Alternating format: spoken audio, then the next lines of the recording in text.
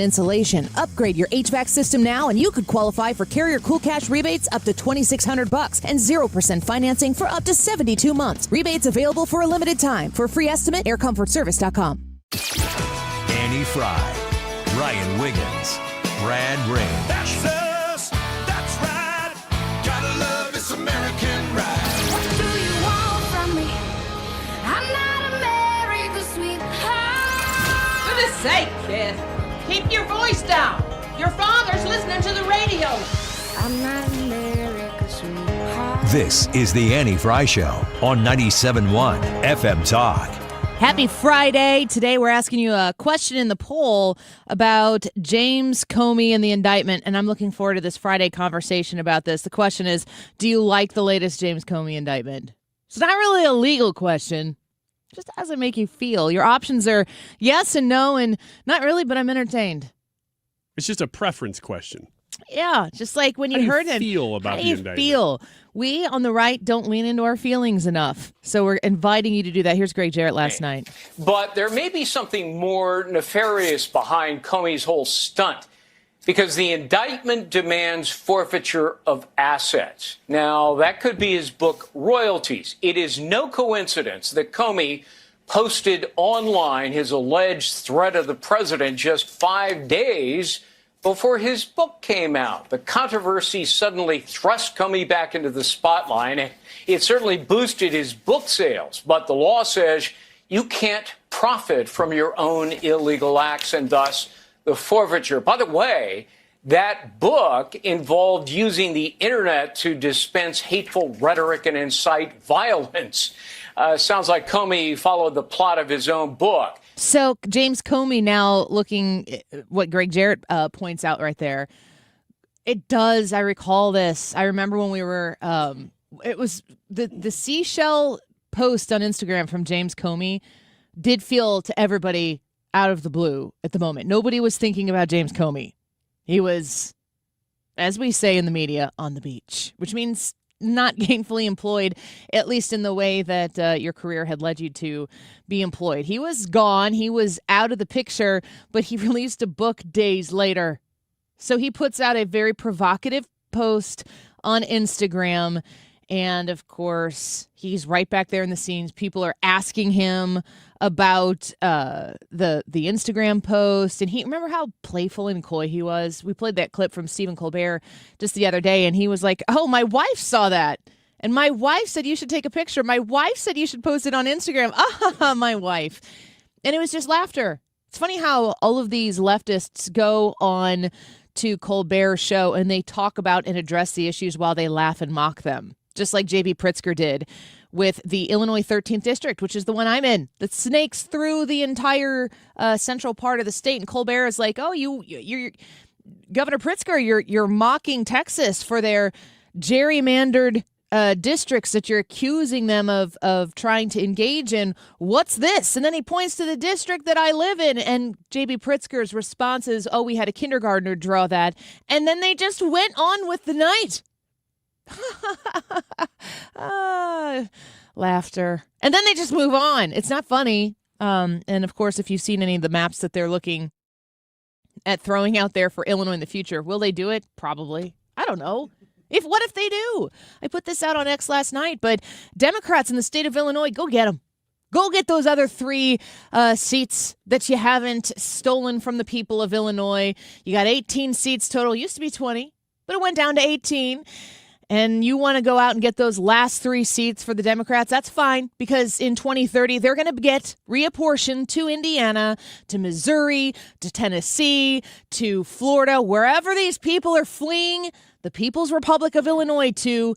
Hold on tight to those seats while you still get it, because you're putting the state into ruins, and everybody who's portable knows it, and they leave. They leave your ridiculously punitive, stupid politics behind in the dust of the Midwest, and none of us are better for it. So you go get those 3 seats. Make Florida stronger. Make Florida greater again. Mm-hmm. Yeah. MIFGA. Yep. That's it. That's it. That's the show. That's the whole show. Thanks for tuning in, though. Yeah, we appreciate it. It's great. Mark Reardon, are you ready? Come here. Need you for a... Oh, my gosh. He's ready. He's right there. He's right there. I bet he is. If he's not, Ethan can pick up the slack until he is completely suited and comfortable. James Comey responded to the indictment. And a reminder, our poll today that we would love your feedback on your text messages, 314-241-9797, 314-241-9797. Ryan will be monitoring that text line all day. How do you like the latest James Comey indictment? Yes, no, or not really, but I'm entertained. I think we're going to have a clear finisher at the end here. Let's listen to James Comey's response. Well, they're back. This time about a picture of seashells on a North Carolina beach a year ago. And this won't be the end of it. But nothing has changed with me. I'm still innocent. I'm still not afraid. And I still believe in the independent federal judiciary, so let's go. But it's really important that all of us remember this is not who we are as a country. This is not how the Department of Justice is supposed to be. And the good news is we get closer every day to restoring those values. Keep the faith. Keep the faith in what, James Comey?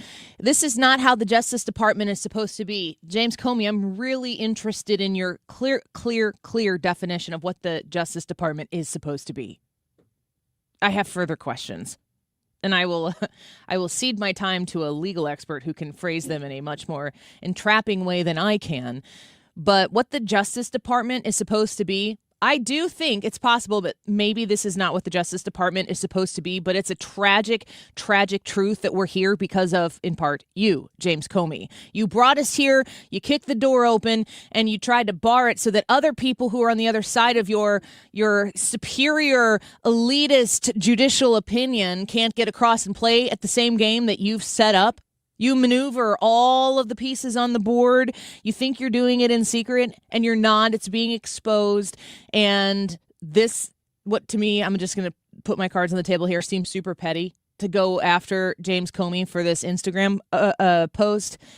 All I'm thinking is I hope that there is more here. I don't know how these things work. Is there going to be a discovery that's involved? If he doesn't capitulate, is there some sort of information that's going to be accessed when he's put under oath? Is he going to be able to be asked questions that might fill in some blanks for some other things that they're trying to get James Comey on? I'm not a lawyer. I don't understand. I don't pretend to be. I'm sitting here watching, eating the popcorn and saying, no, I don't really like this indictment, but I am entertained. That one was for me. I don't like the 8 in the 86-47. I'm coming out and saying this now. This has been a story for a long time. It looks like they made an S that they elongated into an 8, and I don't like it, and I don't like they made it in a different color than the other shells. Straight to jail.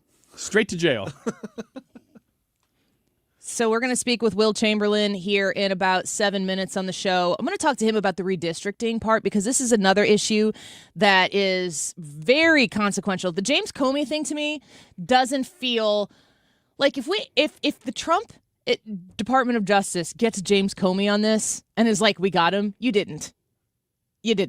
This is not the white whale, as we were talking about yesterday on the show. This isn't the white whale you're going after. The James Comey contingent in the hoax that was manifested to keep Donald Trump from winning the presidency, to keep Donald Trump from being able to govern once he won the presidency because you, the American people, sent him there over Hillary Clinton. And let's be honest, in a clear repudiation of Hillary Clinton's existence as a politician. People who check the box for Donald Trump, in large part, I'm one of them, was like, I am not with her. I don't know anything about Trump, but I know one thing, and I am not with her. And so you go, Donald Trump. To me, it was 100%. We're going to ask some Supreme Court justices to put on the bench. Not going to vote for her to do it. Not even a shot at that. Let's see what Donald Trump can do. And boy, did we have any idea what we were getting ourselves into. Some of you say you do. I commend you on your foresight. I didn't have it then, but I'm very grateful that I've been able to be alive during the time that Donald Trump is doing what he's doing to our government, in that he's exposing so much. The vice president being in charge of rooting out fraud in every which way. This is what Elon Musk was part of when he was, initially right after the inauguration. You've got Doge.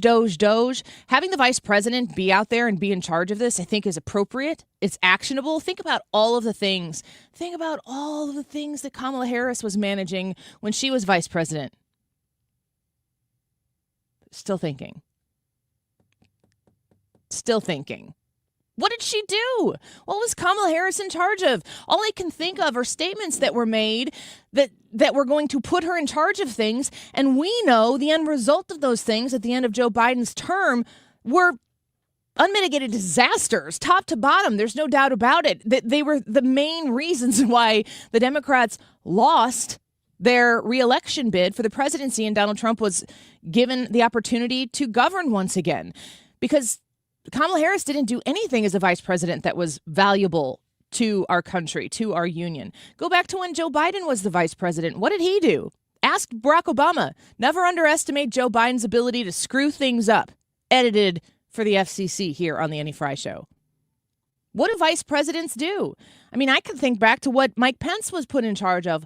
Most of the time, it was kind of to be the conservative tether where he had one hand on Donald Trump and one hand on the conservative movement. And he was kind of the verification that Donald Trump was going to be conservative. Look at how much of a off the conveyor belt 1990s, 2000s conservative Mike Pence was.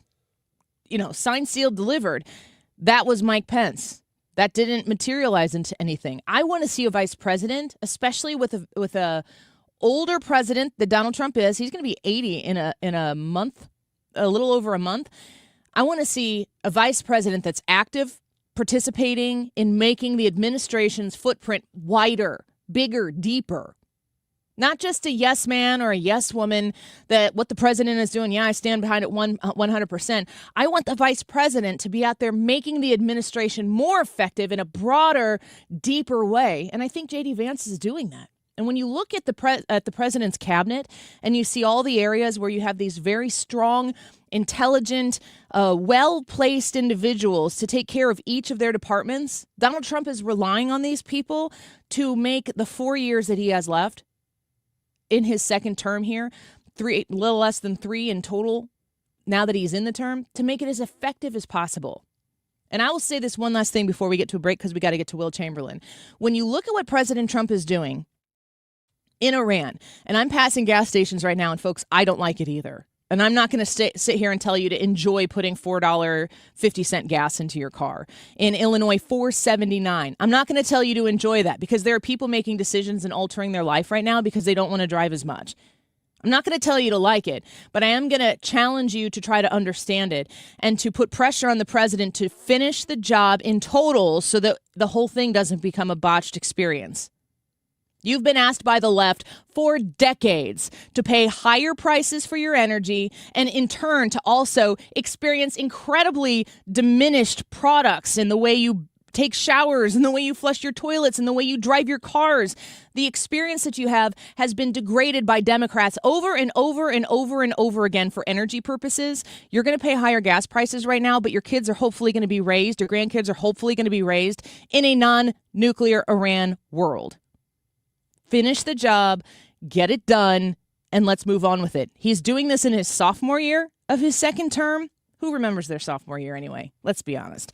Let's take a quick break here. When we come back, Will Chamberlain is going to join us. We're going to ask him that question we kind of asked yesterday in the YouTube poll, which was, hey, if the districting, if the barriers on this have been knocked down and every state is going to do it, and we're going to watch Virginia do what Virginia is going to do, fair game?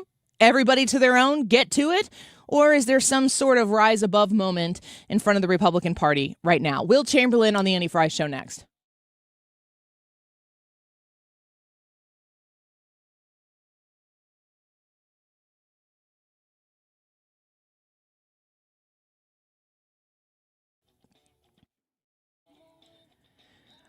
Todd Sivia of Sivia Law. You go to SiviaLaw.com, your estate plan, phone conversation, schedule that appointment, first strategy session, that initial sit down with them, that fee waived when you call this number and you mention my name. My husband and I got our trust all put together and established with Sivia Law. They've got a bunch of locations across the bi-state area. So in Illinois, Edwardsville, East Dalton, Swansea, Centralia, and Mount Vernon. In Missouri, you can go see them in Wentzville and Creve Coeur. You can book a strategy session right now with Sivia Law, and when you mention my name, that strategy session, $300 value, that fee is waived. You do not have to pay it, but you got to be one of the first 10 callers right now in order to secure your spot. It'll be at an appointment time that is convenient to you. Just get on the books. Call 833-995-WILL, 833-995-WILL. You know that probate costs you a lot of time and a lot of money, and you just need somebody who's going to be able to help you ask and answer the questions accordingly to get that trust set up for that peace of mind for the future. 833-995-WILL, SiviaLaw.com. Your home should work for you, not against you. Hi, it's Kim, and if you've been dreaming of a new kitchen, bathroom, or a finished basement, now's the time to call Lakeside Renovation and Design. They're St. Louis's trusted experts in turning houses into dream homes. Just imagine this, a spa-like bathroom, maybe a chef-inspired kitchen, or how about a cozy basement perfect for some movie nights? Their team handles everything from design to installation so you can just sit back and enjoy the process. Visit lakesidearty.com today to start your dream renovation. It's not pleasant to hear it, but Missouri is falling behind in its spending of state tax dollars, education, and health care. But there are ways to get Missouri moving forward again and produce a better life for all of us. That's why we at the Show Me Institute put together our 2026 Missouri Blueprint, a roadmap on how the state can move to a brighter future. The blueprint covers policy ideas from taxes to government transparency, from education to healthcare and budget reform. Let's allow students to attend the school of their choice. Let's adopt new proven methods to help the many school kids who can barely read. Let's limit state spending growth for Missouri's long-term financial stability. And let's invest in future needs with more nuclear energy. Why not common sense reforms to make things better for all Missourians? Check out our 2026 Missouri Blueprint, moving Missouri forward at showmeinstitute.org. The Show Me Minute has been brought to you by Show Me Institute and Show Me Opportunity. What if every time you spent money, you saved money too? With Achieve It Checking from Together Credit Union, you can do just that. Every debit card purchase is rounded up to the nearest dollar, and the spare change goes right into your savings. And here's the best part. Together Credit Union boosts your progress by matching qualifying savings, up to $8 a month. It's a free checking account that helps you achieve more automatically. Learn more, or better yet, enroll today at togethercu.org. Together Credit Union, federally insured by NCUA. Nothing makes a gathering great like Eggland's Best Eggs. They're just so delicious with better nutrition too. For us, it's eggs any style, as long as they're the best. Eggland's Best. Better taste, better nutrition, better eggs. You're listening to The Annie Fry Show. 97.1 FM Talk, St. Louis Conservative.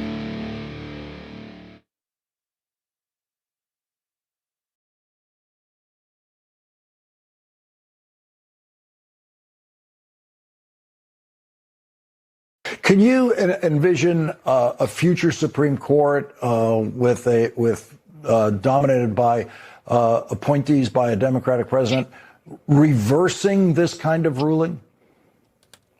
Well, perhaps, but the damage is going to be done for a long time. And obviously, we're going to have to try to transform the way the Supreme Court has been gerrymandered itself and stacked and packed with MAGA appointees. I hope you hear what Jamie Raskin just said there. We're going to have to try to transform this Supreme Court. Also, I think that it's possible that even Hansen and Mbop can't make Lawrence O'Donnell sound friendly and agreeable. I don't know that Lawrence O'Donnell and Hansen have ever been in the same place at the same time before. An Annie Fry Show first. Jamie Raskin there, very, very upset, as the Democrats are, with the activist, right-wing extremist Supreme Court that we have. We continue to hear that. Although if they get a ruling that's favorable to them, they're super, super proud of the Supreme Court. Well, the question is, what are Republicans and Democrats going to do next? What should they do next? Which is why we bring Will Chamberlain back on the show with us, senior counsel at the Article 3 Project on X at Will Chamberlain. Will, welcome back. Thanks for being with us today.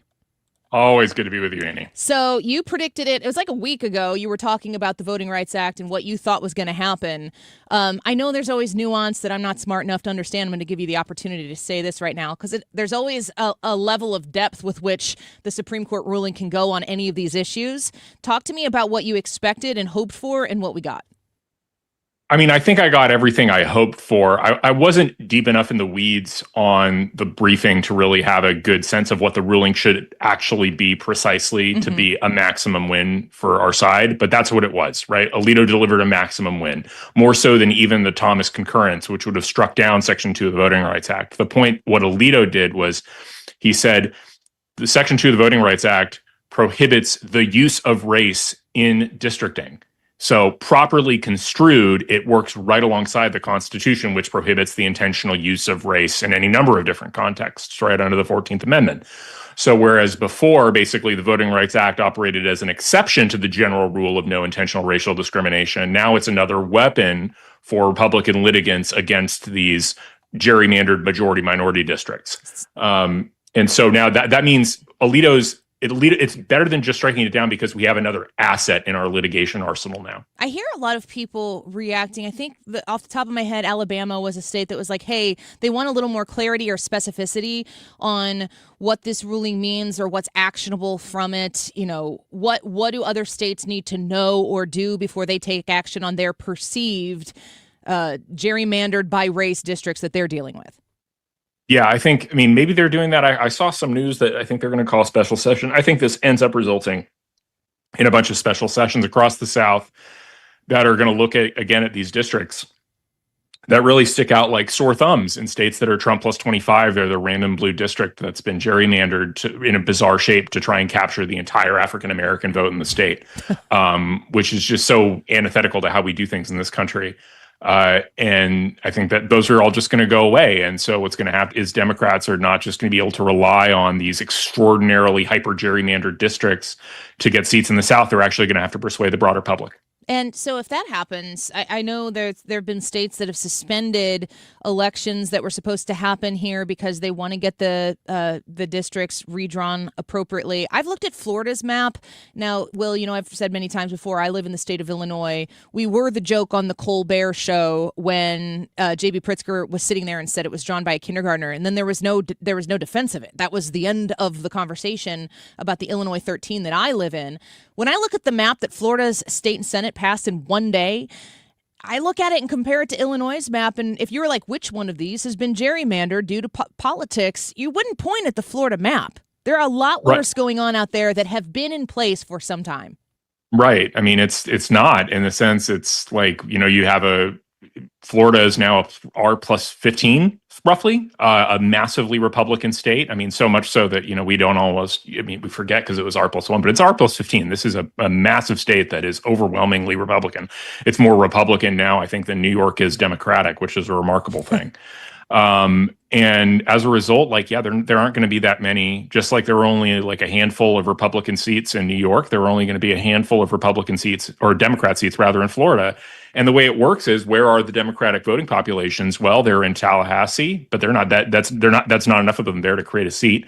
So then it's basically Orlando, and then basically Palm Beach, and then West Fort Lauderdale, West Miami, and that's it. That's really what there's going to be.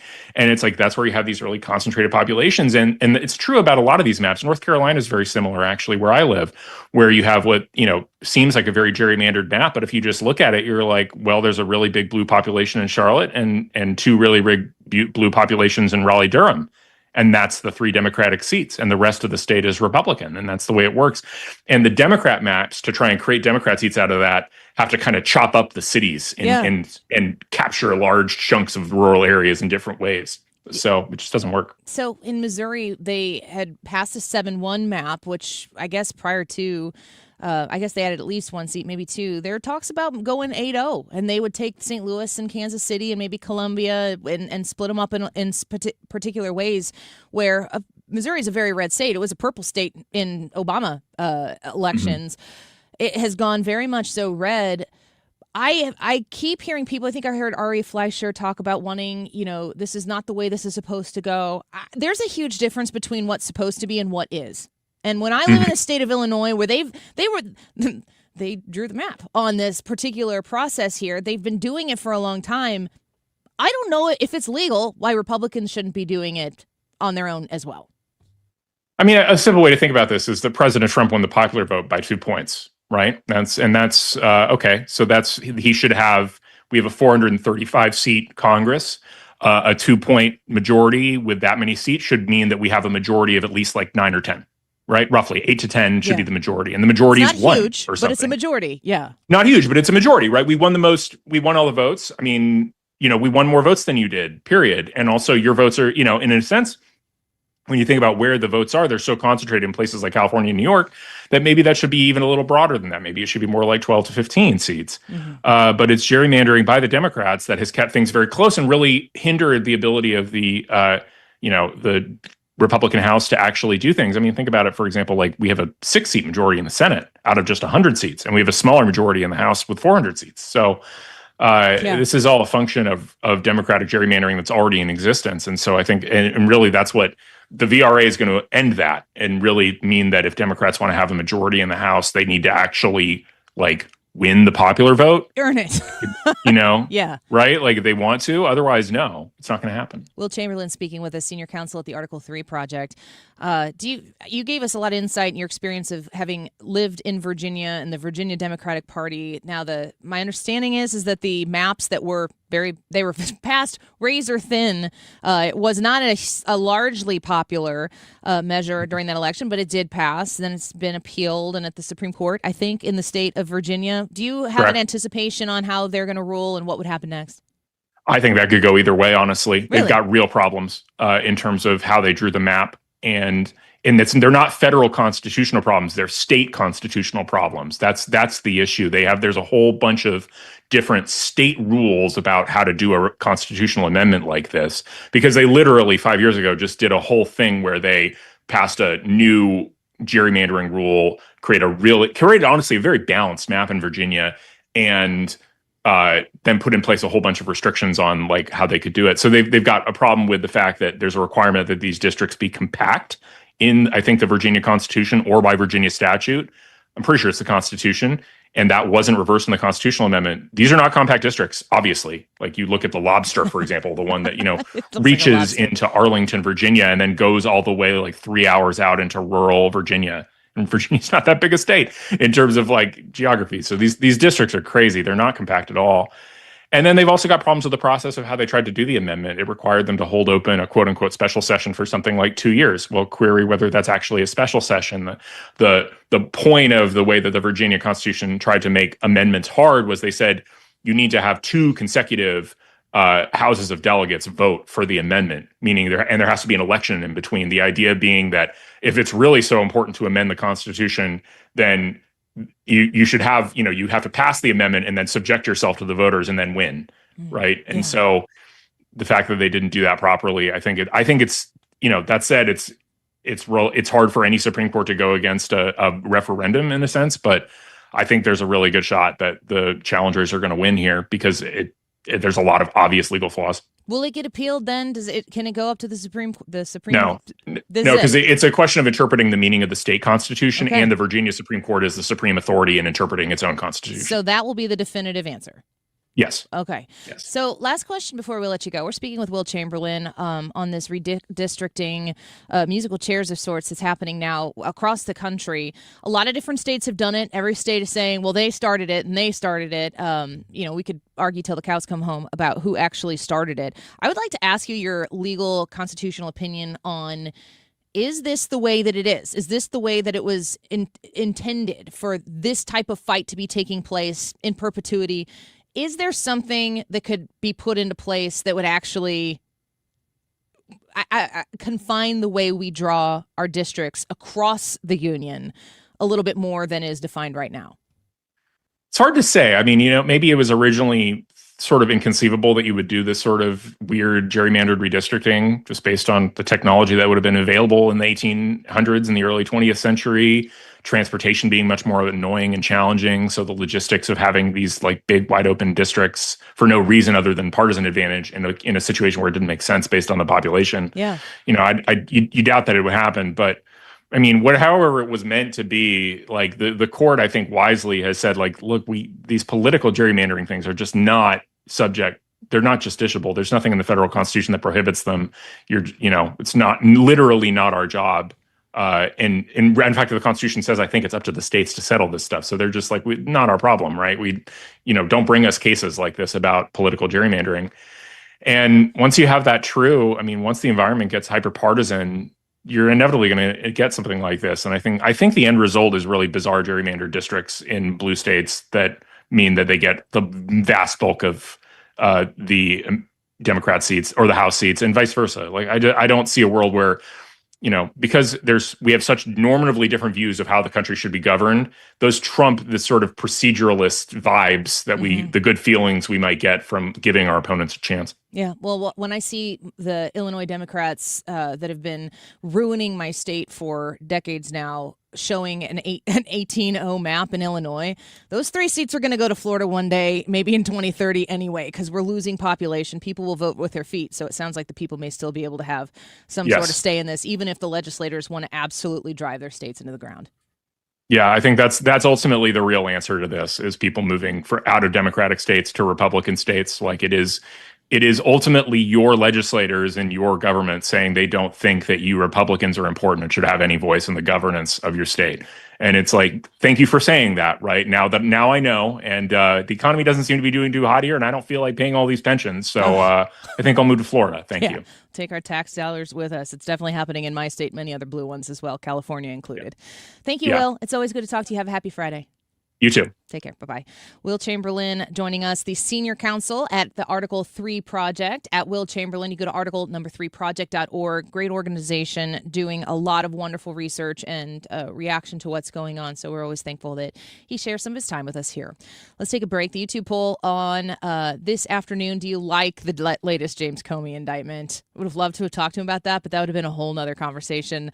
Yes, no, or not really, but I'm pretty entertained. I feel like James Comey hasn't quite understood, or maybe he knows exactly that he brought us to this moment. We want to see more on James Comey. Instagram posts. What do you think? Go vote in the YouTube live chat poll, youtube.com/@AnnieFry.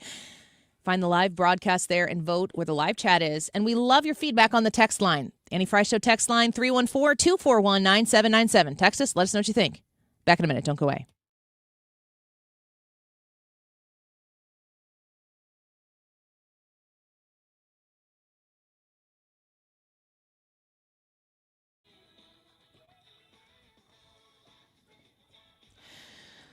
Home Shield Foundation Repair. You could call Matt Hayes at 314-271-9900. That's 314-271-9900. I think you're going to find Matt Hayes incredibly kind and knowledgeable when it comes to fixing your foundation issues. I know many of you now, May has set in officially.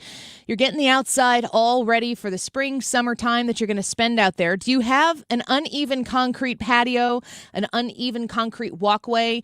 If you are a business and you know that you've got a trip hazard out there, you understand that it is a liability. I want to encourage you to call Matt Hayes at 314-271-9900 and talk to him about a system called polyjacking that will even that concrete out, get rid of that liability for you, and he can fix it in a day. He uses a polyurethane foam that gets injected under the concrete to raise it up and level it out, and he puts a 5-year warranty on that to make sure that your problem doesn't reoccur. 314-271-9900 for all of your foundation repair concerns, including basement waterproofing, concrete leveling. Call Home Shield Foundation Repair. Online at homeshieldfoundationrepairs.com.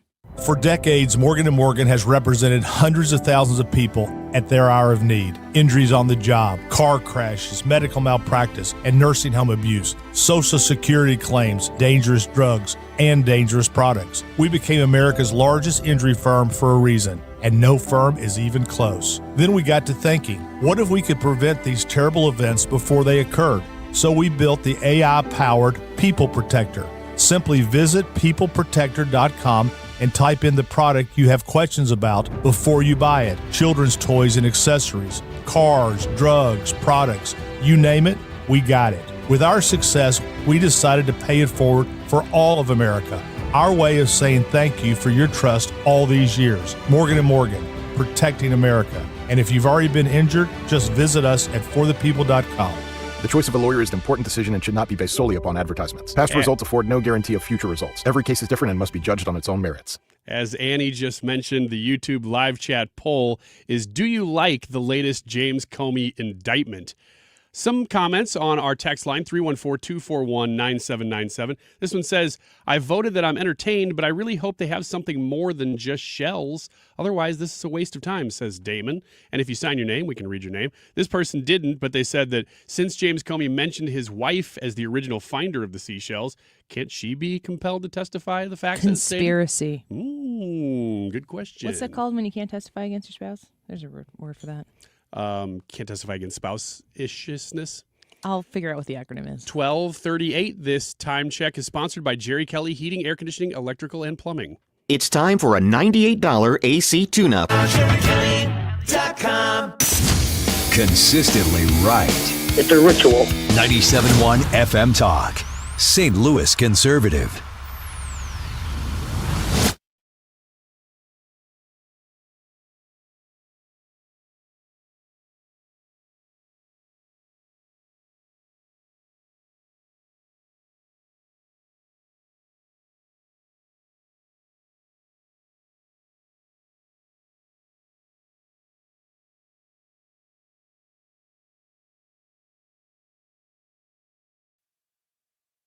Tomorrow's May Day, and here in Chicago, there's going to be massive protests and rallies and marches featuring, citizens from around Chicago and the Chicago land. Students are going to be involved in some of those marches and protests as well. It's part of civics and the Civic Day of Action. Adults always love to say children are the future. Yet here in Chicago, some people are freaking out because students are going to participate in rallies and protests. So you got Chicago, other places doing this May Day protest today. I always hesitate to talk about these things because I could easily go throughout my day and not know that these types of protests are happening. So it's like, do I bring attention to them or not? I hear if you were thinking about, gosh, you know what, my schedule is looking pretty clear on Friday, and it's a nice day, and I got some time on my hands. Maybe there's something I could do about it. I've got some very incredibly important people who have a suggestion for you. They're ready to help you get motivated and participate in some civic disobedience here. For instance, like actors and actresses. Here's Robert De Niro. Our country runs because of working people, not for billionaires or for politicians. And when people come together, we can make our voices heard. Our American history shows us that when we move together, we win, we expand, we diversify, and today will be no different. It will take millions of us refusing business as usual to force this change. This May Day, we're calling for a Worker Over Billionaires National Day of Action, showing solidarity with labor in our communities across our country and against fascism. No work, no school, no shopping. A simple idea with real economic impact. Refuse business as usual, and let's force a change. This is our moment to harness the power that we have to disrupt an unjust system and regime who are racially profiling and attacking our immigrant communities, waging illegal wars, devastating our environment, and seeking to destroy our democracy. Everyone has a part to play. Join us on May 1st. Show up in your community. I gotta interrupt that. It's like they put Robert De Niro in a glass cage so he couldn't get out and hurt anybody. Let's put your mic under a pillow. Democracy is over. Attend a rally or march. Bring a friend. Change starts with people and grows when we act together. Because workers are the many and the billionaires are the few. I mean math, but she's the leader of the Chicago Teachers Union, so let's just keep Workers Over Billionaires. This Friday, May the 1st, we're going to hit him with a pocketbook, which is the only thing they care about. Let's make it count. Check out the May Day map to find out how you can get involved in your community. Say no school, no work, no shopping, Well, I went to work, and maybe I'll do some shopping. maybe this is how I participate. Is that the end of it? Just some more little music to make you go, oh, these people. That's kind of the way I feel about it. Despite the fact that I am a huge Bette Midler fan, we talk about it all the time. I did not know this was happening today. I had kind of seen something.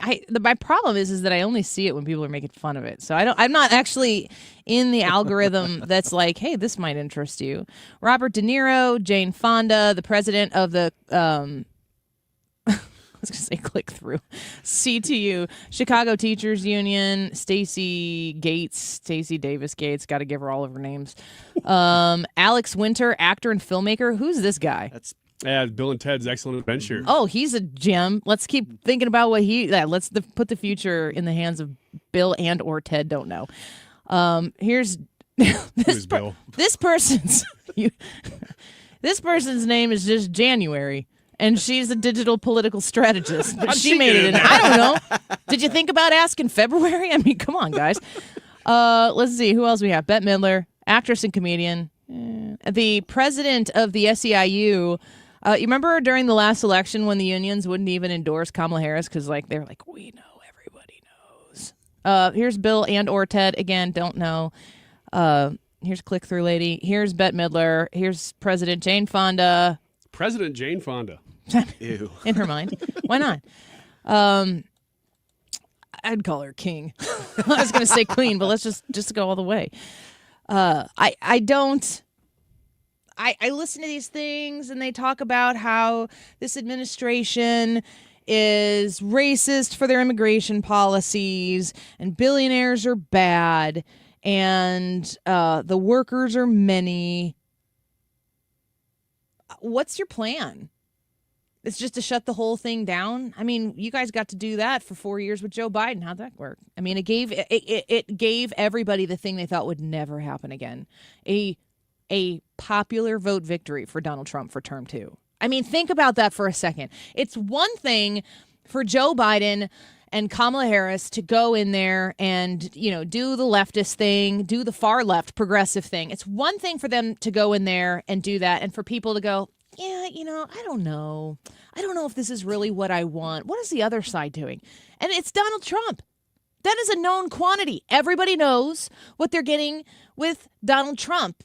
And when I say a known quantity, I should actually say it's a determined quality because there are a lot of people who are massively deceived on what Donald Trump is. And I would honestly say there are people on both sides who are deceived. Some people think he can do absolutely nothing wrong, which is impossible because he's human. And there are other people who think that he's evil incarnate, which is absolutely not true either. There are people who are delusioned on both sides, but to suggest that Joe Biden and Kamala Harris were such a destruction to the country that people are like, hell, we'll go with Trump again. We can't do this again. Have you stopped to think about how much of a heck no, we're not doing that again that is to what the Democrat Party had to offer up in 2024? And now what they're going to do? What are they going to do? They're going to go in the streets. Been there, done that, seen that. Not buying tickets to the sequel. When you watch what the Democrats do, they try to disrupt. What policies are they bringing to the table? The only place you can go in this country right now, and I think actively see policies being presented by an elected official who is a Democrat, who has been put in place to enforce their policies that are a stark contrast to what Donald Trump is doing, is New York City with Mamdani. How's it going? How's that experiment going? You're going to get your grocery store. It's going to take 4 years to build. It's going to take an enormous amount of your tax dollars to fund the free government grocery store or whatever it's going to be. How's it going? How's the experiment? Every political cycle that we have becomes this emotionally charged political conversation where the left understands the more angry we make people, the better shot we have at defeating the Republicans. Because the Republicans tend to be, let's set Donald Trump aside right now, super boring because they just keep talking about policy and droning on and on and on. It's super boring. It's not sexy. It's not what sells. You know what sells? Bodies in the streets. And when you see the Democrats using it to get marches in the streets, that's bodies in the streets. But you know what else sells? Bodies in the streets. The deaths that occur from unchecked crime, from the lack of an enforcement of order. People see that and they go, I'm not doing this anymore. I can't stand this. I'm scared to do this anymore. And then they go back to the people who are droning on and on about policy. Enter Donald Trump. Doesn't drone. Not boring. Always wants you to know what he's thinking, and he gets your attention every time. And when I say your attention, I'm talking to the people who hate him the most. You can't quit him. Just like Brokeback Mountain. That's exactly what I would have said. It's a quote from the movie. I know. I can't quit Can't you. quit you. I would think that that's something that they would respect and appreciate that I said. I agree. I can't quit you. I mean, you could quit him. You could just stop paying attention. Just imagine what Donald Trump would do for a second if all of his haters ignored him. He'd probably do something pretty crazy. He might go He'd nuts. probably do something like, hey, over here. Just walk around with a foghorn. I mean, the rest of us are watching this Iran war going, I get it. Like you to wrap it up in whatever way 100% finishes the job. Hoping that you're able to see this thing all the way through. I get it. But these gas prices are nuts. They're hurting. It hurts. It hurts. Let's do the Babylon Bee or not the Bee next in Wiggins America. If you would like to weigh in on the YouTube live chat poll for today, do you like the latest James Comey indictment? Yes, no, or not really, but I'm entertained. You can text us at 314-241-9797 and get your vote in. YouTube.com/@AnnieFry. You can just type Annie Fry into your YouTube app. You'll see we're broadcasting live. And then you just click on that broadcast live and the live chat's going to be right there, which is where the poll is. And if you subscribe and hit the notification bell when you're there, you'll just get notified whenever we go live at the start of the show. You can vote right away. We'll be right back.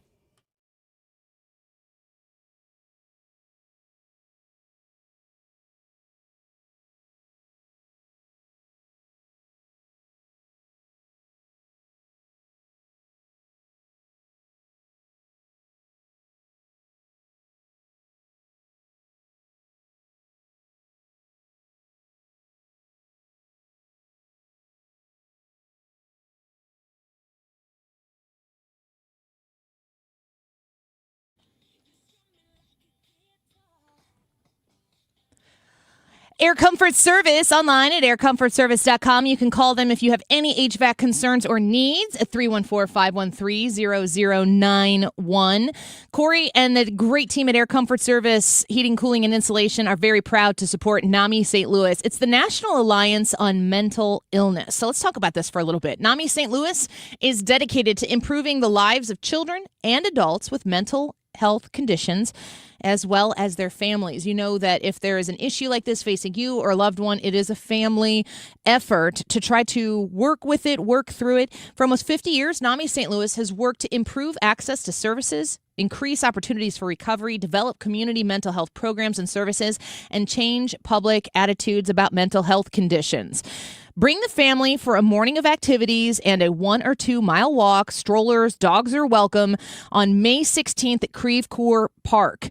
Help bring awareness to end the stigma and achieve mental health for all by joining Air Comfort Service at NAMI Walks. Once again, it's on May 16th at Creve Coeur Park. Air Comfort Service wants you to know about this event and is excited to be partnering with them. For more details, you can go online to aircomfortservice.com. 97.1 FM Talk is proud to support the Guns N' Hoses First Responders Soccer Cup, May 30th at Worldwide Technology Soccer Park. Law enforcement battles firefighters and EMTs on the field, all for a great cause. 971talk.com/events. If you're hiring a contractor, you want to work with somebody with a great reputation. Mark Cox here to tell you more about Chesterfield Fence and Deck. Better Business Bureau Torch Award winners, family-owned Small Business of the Year Award winner with the Small Business Administration, and they consistently rank in the top 100 for replacement contractors in Remodeling Magazine. That's why it matters who you work with. They've been family-owned since 1968, and it's a sign you have the very best when this is in your yard. It doesn't matter what you're looking for. Maybe you need a new deck. They've got Vecadec materials, which is basically maintenance free. They can, of course, do cedar decks and cedar fences as well. Maybe you just want a screened-in porch or you want an all-season room. They do, of course, free in-home estimates and free project design on top of it. When you go over there, tell them Mark Cox sent you. You get a special discount of 48 months, same as cash financing. Go to chesterfieldfence.com. You're listening to The Annie Fry Show on 97.1 FM Talk, St. Louis Conservative.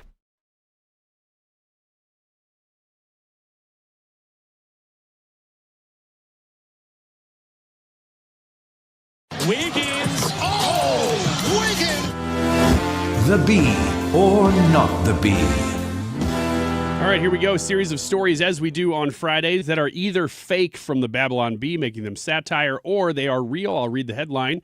Tell me which is which. First one, media still stumped as to motive of gunman with manifesto titled, Why I'm Going to Kill Donald J. Trump. Sounds like the Bee to me.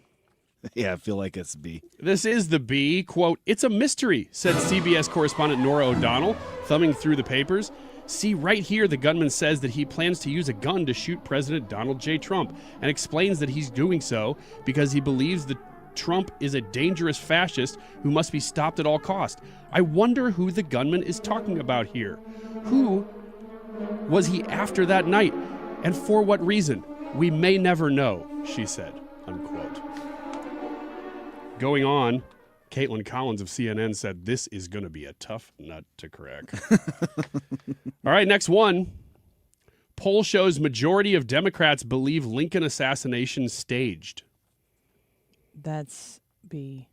I'm afraid that one's real. Incorrect. Annie is correct. It is the B. A majority of those who participated in the poll agreed. Quote, it all just worked out a little too perfectly, didn't it? Said Andrew Huff, another Democrat. Another Democrat. Quote, you mean to tell me that Booth supposedly shot Lincoln, stabbed another guy, jumped out of the theater box, broke his leg, and still managed to get away and hide for 12 days before he was captured? Please, something doesn't seem right. The vibes aren't vibing. All right. Story number 3. Let me know if you think this is fake or real. Jasmine Crockett says tree that fell on Greg Abbott made him part of the DEI class. I don't know, but that sounds like something dumb she'd say, so I'm going to go with real. Yeah, I'm going to back Annie up on this one. I think this one's real. You're both correct. This is a real headline. It was a tree that made him part of the DEI class. DEI because he's disabled, or y'all know he ain't abled, is the quote. Here's the story, too. On a summer day in July 1984, while out running, a large oak tree along his path cracked and fell on Governor Abbott's back. That's actually how he was paralyzed, leaving him forever paralyzed from the waist down. So apparently Greg Abbott is a DEI hire because he's in a wheelchair. False. Because was he hired because he was in a wheelchair? Lady, dummy, that's the freaking difference. Exactly. When you hire somebody because they're in a wheelchair or because their skin is a certain color or because they sleep with a certain person or because they, on a broad sense because, no pun intended, they use a particular bathroom, that's what DEI is. Not because Abbott was the person for the job. And I doubt that his wheelchair was an asset for him as he was running for office. It probably limited his ability to travel and campaign the way he would like to have. Exactly. Greg Abbott took it in stride. He said he posted a picture of himself as Professor X and titled it "Uniquely Abled." Who's Professor X? Is that Captain Kirk or whichever one? Yeah, for the X-Men. Just go on. We don't have any more time. You're all around it. You know what I mean. Yes. Yes, use the Force. Picard. Let's go. All right, last one. Vegan CrossFitter cyclist unsure what to tell you about first. Yeah, this is the B, and I like it. Yeah, I saw that, and I'm like, I know all of those people. Yeah, this is the B. Patrick tried various tactics, such as playing a recording of himself talking about CrossFit while telling his friends about being vegan, but he was not pleased about the results. It divides their attention too much, which is unacceptable when I'm talking about being vegan, said Patrick. Oh, man, these people. I still think CrossFit wins. I don't know how it doesn't. We'll be right back. Don't go away.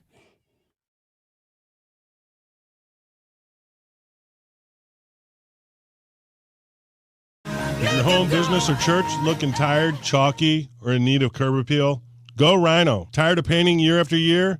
Go Rhino. Our unique 3M ceramic technology is perfect for brick, stucco, aluminum, steel, color lock masonite, and more. It's backed by our 25-year transferable warranty to not chip, crack, or peel. Great if you're staying, and even better if you're selling. Our ceramic coating allows you to maintain all of your architectural features. The decision to do vinyl will leave your home looking like a plastic moldy box. With Rhino Shield, in 15 years, your home will still have that, wow, it looks like you just got it painted. We've done large condo complexes, parking garages, pole barns, and commercial strip malls. We coat sloped and flat roofs to extend their lives too. Evaluations are free. 877-25-RHINO or 877-25rhino.com. See what we did there? Genius. Tell them, ladies. Don't paint, don't vinyl, go Rhino Shield. Never paint your house again. Rhino Shield.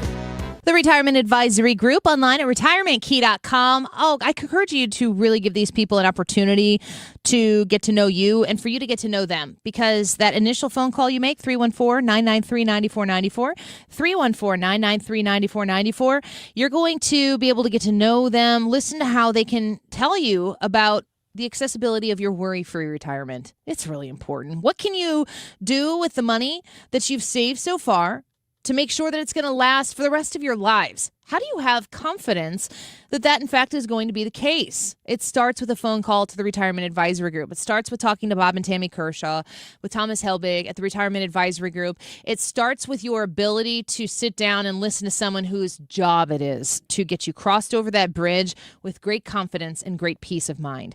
Call them and mention Annie at 314-993-9494. That's 314-993-9494 and get the process started today. RetirementKey.com. License number GL250000615. We've seen all kinds of clogs, so remember the rule. Only flush 3 things. Number 1, number 2, and toilet paper. What about my dinosaurs? No. My monster truck? Nope. What about... If it's not the big 3, don't flush it. But if someone does flush a dinosaur... Call Grasser. We clear the clog and get things moving again. Green is always Grasser at GrasserHomeservices.com. You've been listening to the very popular Wellness One for many years, Saturdays and Sundays on 97.1 FM Talk. We're happy to share that we've expanded the show to 4 times a week. Yes, 4 times every weekend. Saturday at 10 a.m., Saturday at 8 p.m., Sunday at 9 a.m., and Sunday at 2 p.m. It's the same great show designed to cut through the nonsense and provide you a common sense, science-based strategy for a healthy life. So join TJ and Aaron for Wellness One. Now 4 times a week on 97.1 FM Talk. KFTK FM Florissant from the Kaufman Townsley St. Louis's Injury Lawyers Studio. Call 314-777-7777. That's 314-777-7777. He's not satisfied with Iran's latest offer. I'm Lisa Brady, Fox News. President Trump telling reporters Iran wants to make a deal and suggesting he does too. Right now we have negotiations going on. They're not getting there. They are very disjointed. They're extremely disjointed.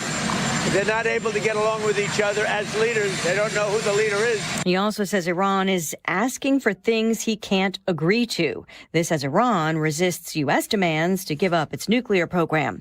The Trump administration says a U.S. blockade is crushing Iran's economy as rising gas prices take a toll in the U.S. Deputy White House Press Secretary Anna Kelly telling Fox. The president has been clear-eyed all along the way about the short-term temporary disruptions that would occur as a result of Iran's attempts to subvert the free flow of energy in the Strait of Hormuz. The president taking questions from reporters just before heading to Florida for a speech on the economy. President Trump also announcing tariffs on cars and trucks from the European Union will increase to 25% next week. He's accusing the EU of failing to comply with a trade deal. A tragedy confirmed in Florida. What began as a missing persons case ended with the discovery of a monstrous crime. Hillsborough County Sheriff Chad Chronister, as a body found in Tampa Bay is identified as Nahida Bristy, the second of 2 grad students from the University of South Florida who went missing more than 2 weeks ago. Our community has been left heartbroken, and the victims' families shattered after this tragic loss. Bristy's remains found by a kayaker in a garbage bag near a bridge where the body of her friend, Emile Limon, was found, also in a garbage bag. His roommate already in custody, facing murder charges, but a motive remains under investigation. America is listening to Fox News. Hey guys, do you want male performance in the bedroom and do you want it now? Get it in 47 seconds or less. For the first time, you can have instant male enhancement. Introducing Knox 47, the topical male enhancement that works in 47 seconds or less. Satisfaction guaranteed. Finally, after years of scientific research, our proprietary formula will allow you to perform in the bedroom like never before. Just imagine that little blue pill on steroids. No reason to settle and wait when you can get instant performance now. Forget about pills and potions that make you wait hours or up to 30 days to work. That's yesterday's news. Knox 47 is brand new. The hottest thing for men. And you don't need a prescription. Call now and get your free supply for a limited time. To find out how to get Knox 47 for free, call now. 800-677-1453. That's 800-677-1453. Free bottles for limited time. Call 800-677-1453. That's 800-677-1453. Air Comfort Service, heating, cooling, and insulation, weather. All about sunshine going through our Friday afternoon, so our temperatures are below average, 63. We'll be in the 50s for any evening plans. Partly cloudy. It's chilly overnight, 43. Check out the full moon. Saturday, sunny, cool all day long, 63 down to 41 Saturday night. And Sunday, sunny, chilly start, but warmer Sunday afternoon, 74. This is 97.1 FM Talk. Chief Meteorologist Dave Murray. Gentlemen, Mark Cox here. When's the last time you actually felt like yourself? Victory Men's Health specializes in hormone optimization, sexual health, weight loss, and longevity. It's built for everyday men who just want to feel better and perform their best. They already have offices in Town and Country, Sunset Hills, O'Fallon, Missouri, and O'Fallon, Illinois. They're about to open a new location in Glen Carbon very soon. It's a higher standard of care just waiting for you. Learn more at victorymenshealth.com. The Annie Fry Show is sponsored by Air Comfort Service Heating, Cooling, and Insulation. Get your AC ready for summer while helping shelter pets. Book your AC clean and check in April, and Air Comfort Service will donate a bag of pet food to Open Door Animal Sanctuary. aircomfortservice.com/pet food. Annie Fry, Ryan Wiggins, Brad Rain. That's us. That's right. Gotta love this American ride. What do you want from me? I'm not America's sweetheart. For the sake, kid, keep your voice down. Your father's listening to the radio. I'm not America's sweetheart. This is the Annie Fry Show on 97.1 FM Talk. Welcome back to the Annie Fry Show. Happy Friday. We're happy you're here with us today. I really am interested to see how all of these redistricting maps shakes out. It's going to be hot and heavy here for the first couple months after the ruling from the Supreme Court today. But it does also feel like we spoke with Will Chamberlain in the last hour, and you'll be able to listen to that on the Annie Fry Show podcast, where he really laid into what it's like to be in these different states, what the Supreme Court ruling actually means, and what's likely to happen next. But everyone's got to hurry up and get things done before the midterms set in, and that's very consequential. So what will happen next, I'm not 100% sure, but we are all here for it. In the meantime, it's pretty intense to understand the dissent that exists on the far left, the Trump haters, and you haven't really made it until you have a lot of haters. And Donald Trump certainly has his fair share of those, but what do they hate? If you're somebody who is outside today and you're in the streets in Chicago and you're participating in something that is May Day, I mean, literally there are groups that are participating in these May Day protests they're proud communist groups.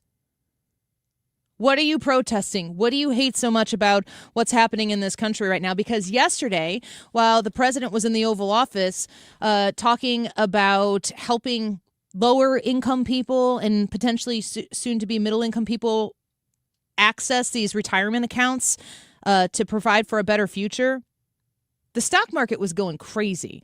And there are a lot of economic markers right now that say even in the midst of denuclearizing Iran, we have a president who is making our economy stronger and stronger. He's juggling a lot of things, and it seems as though he's doing it pretty well. Our next guest here, Kush Desai, joins us once again, Deputy White House Press Secretary on X at Kush Desai 47. Kush, welcome back to the show. Thanks for being with us this afternoon. Thanks for having me on, Annie. You bet. I mean, I think that the economic numbers, especially, I've listened to some CNBC, some Fox Business reports, and they're just kind of going, holy crap, what's going on here? Everything is looking pretty positive on the economic numbers. It's kind of an underreported story, and we wanted to get your take on it there from the White House about the economy at this point. For sure. Look, I think the president has been very clear that there's going to be some short-term disruptions as a result of Operation Epic Fury. And certainly the White House, the president, and everyone else here recognizes that, a lot of Americans, for instance, are dealing with higher gas prices. But when you take a step back and look at some of the data coming out, it remains very clear that even despite these temporary disruptions, the American economy remains on a robust trajectory.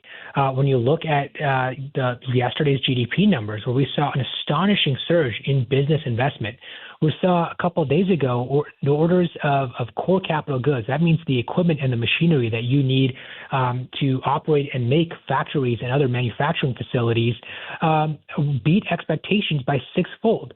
And that's a direct result of this president and this administration's pro-growth policies that continue to lay the groundwork for America's economic renaissance here.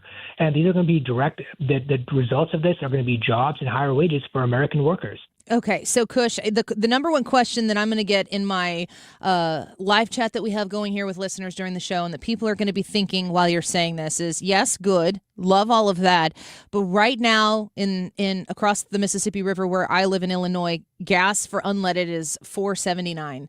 Now I'm raising 4 kids, and we've got a 2-income home.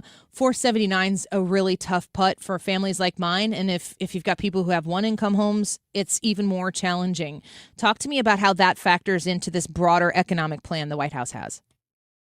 For sure. I think there's 2 points I want to make. Number one is that energy dominance has been a day one priority for President Trump.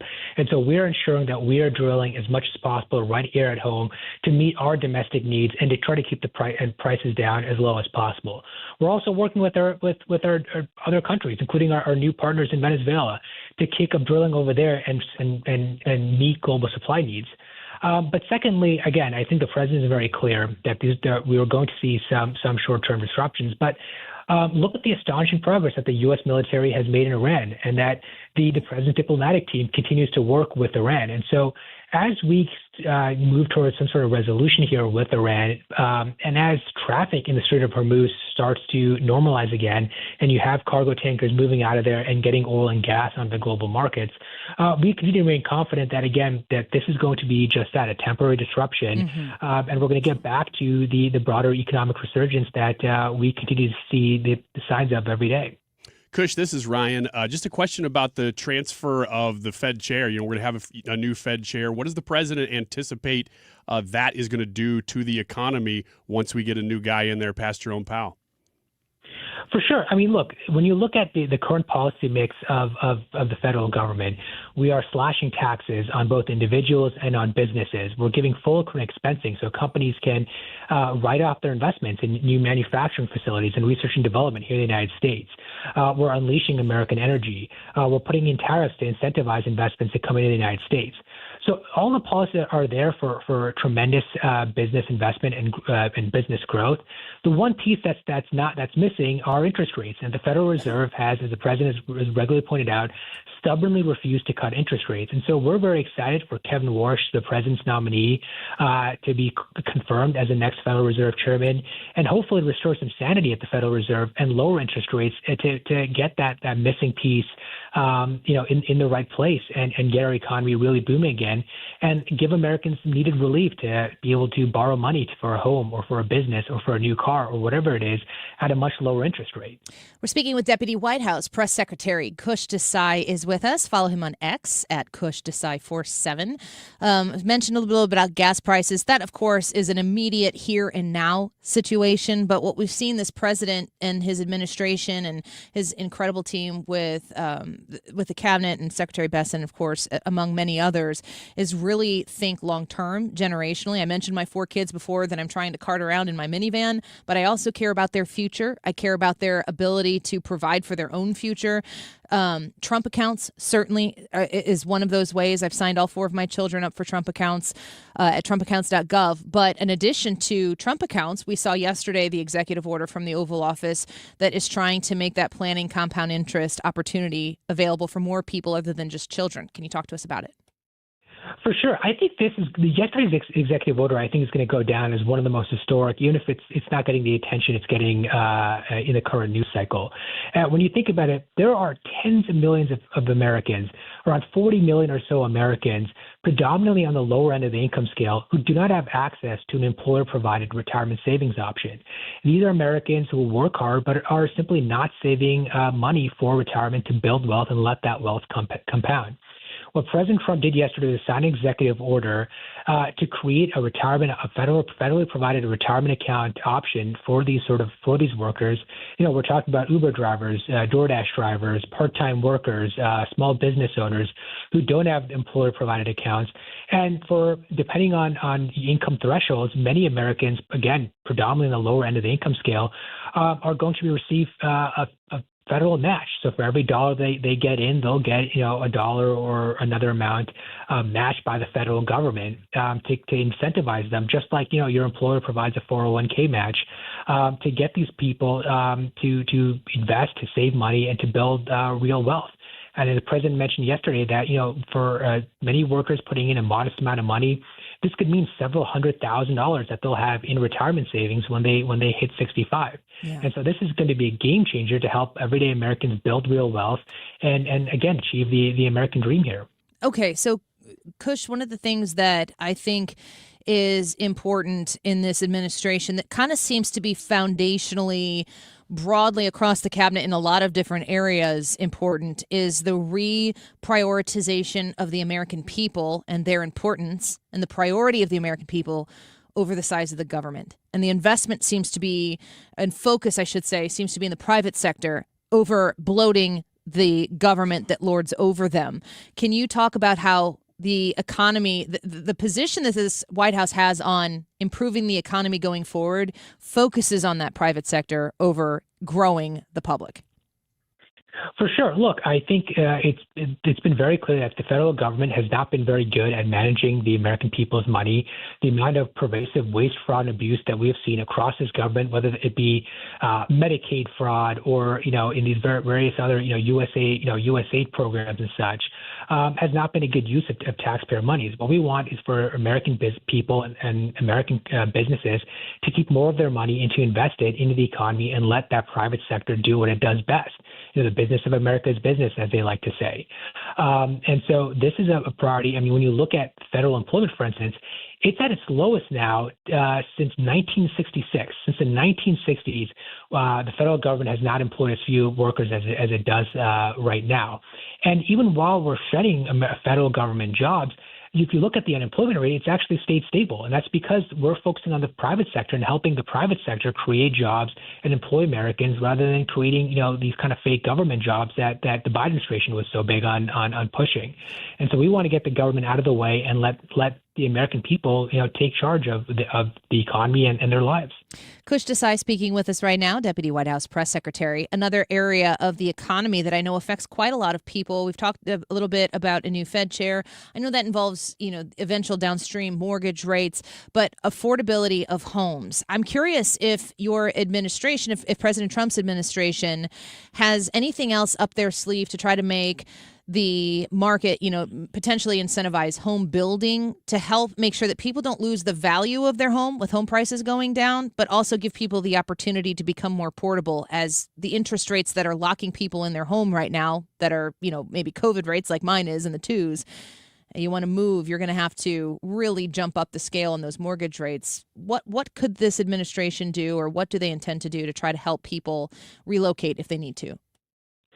For sure. I think housing affordability is a top priority for this administration, and it's a multi-pronged effort. On the one hand, obviously, we're trying to get the Federal Reserve to have some sanity again and cut interest rates, and that means a direct savings on your mortgage interest costs. Beyond that, again, I think the president's been very clear that we want new homes being built, but we don't want current homeowners to lose the value of their asset. And so what we're trying to do is ensure that, wages grow faster than home prices do. And one of the ways you do that is by encouraging new home construction. The president signed an executive order just a few weeks ago at this point that ordered the White House to basically put together a best practices guide of the most streamlined regulations possible and work with the states and work with local governments to implement these new streamlined regulations to get the government out of the way and let American home builders build new homes and let families live in those homes. I think when you look at the data, the United States has basically underbuilt homes for almost 2 decades now. Basically, since 2008, we have not resumed the previous pace of new home construction. We're trying to get that back up, get new homes built, and have families start moving into them. And beyond that, there are loads of other actions that the FHFA, the Federal Housing Authority, is taking to reduce mortgage costs by buying mortgage bonds. By slashing regulations to let community banks get back into the home mortgage business. So this is a very multifaceted effort, and I can tell you that there are multiple government agencies, multiple components here in the White House that are working every day around the clock, again, to restore the dream of home ownership and start building new houses again. Yeah, I'm in the middle of trying to move from a home that I love, that I've lived in for 11 years with my family, to build a house on my parents' farm that is a centennial farm, like 5 generations of family, and it's just so hard to become portable. And it frustrated me, and I don't know that there's any solution in here, but I'm just telling you, it frustrated me that I just had my mortgage last month sold from one bank to another. I guess they decide that here's a mortgage worth investing in. And so my mortgage could go from one bank to the other. But I thought to myself, what if I could sell my home with the mortgage that's on it as part of the package to get somebody to buy into my home, where maybe they get the mortgage rate if their finances line up similar to ours and they're the proper comparative risk. And somebody could move into my house and they've got this nice 2% mortgage rate. What if the mortgage wasn't just portable from bank to bank, but what if it was portable from buyer to buyer? I don't know if there's anything there, but I know that I could move and build a house right now if that were the case.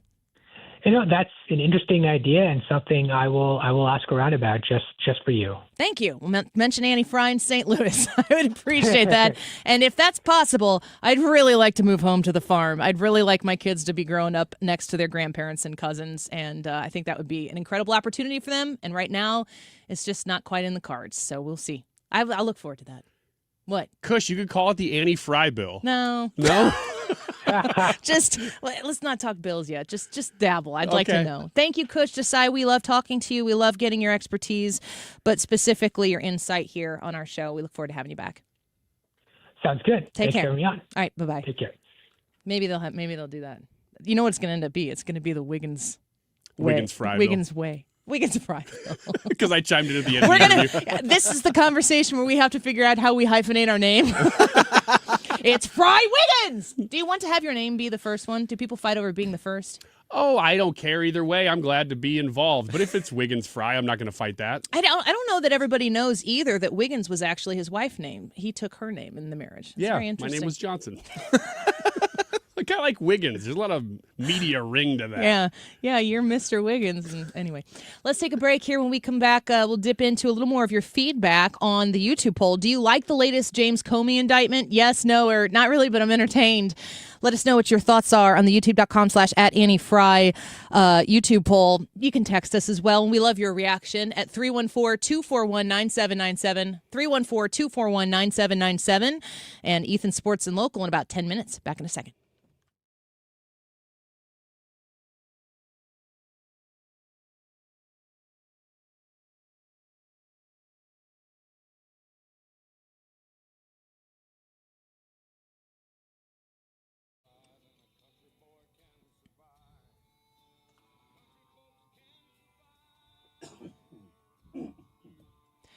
Stewart's American Mortgage. It's about right time to talk about a mortgage rate right now. And my great mortgage rate that I'm clinging to, I got because Stewie was talking to me. He's like, Annie, the rates are so low. You need to refi.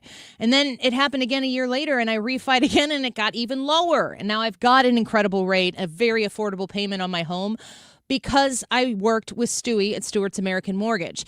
Now, he might be like every other lender out there, if not for the bagel loan. This is where you get that mortgage refinanced, where you can improve your rate. You can also change your term. So you can lower the term. You can refinance. Do you like your payment? Maybe you could afford a little bit more. Maybe you get a lower rate and you you lower the term and keep your payment the same. And then you're paying off your home faster. There are so many ways that the bagel loan, where you pay nothing in closing costs with Stewie, there's so many ways that you can improve your financial picture when you work with Stewie at Stewart's American Mortgage. Ask about the bagel loan, $0 in closing costs. Call 314-324-4440, 314-324-4440. Google the bagel loan, NMLS number 226715. Hi, I'm Bob Kershaw with Retirement Advisory Group. Hi, I'm Tammy Kershaw. When we meet our clients for the first time, they have built up a lifetime of savings. Their question is, what can we do with this money so we can live comfortably the rest of our lives? First, we develop a strategy to protect your nest egg from any market losses. Then we build your own personalized structured income plan that will generate you an income the rest of your life. We put you in control of your money. You've earned it, and it's our job to make sure you enjoy it. Let our team show you how you can have the retirement of your dreams. Call us now at 314-993-9494 for a no-cost, no-obligation retirement review. You will also get a copy of our latest edition book, Your Key to a Worry-Free Retirement. We've been helping retirees and pre-retirees retire with confidence for 40 years. Call us now at 314-993-9494 or go online at retirementkey.com. That's retirementkey.com. Don't let tax refund worries hold you back. File now with TurboTax on Intuit Credit Karma. They'll find every credit and deduction to help you get every refund dollar you deserve, or your money back. Start filing today in the Credit Karma app. The Annie Fry Show is St. Louis conservative.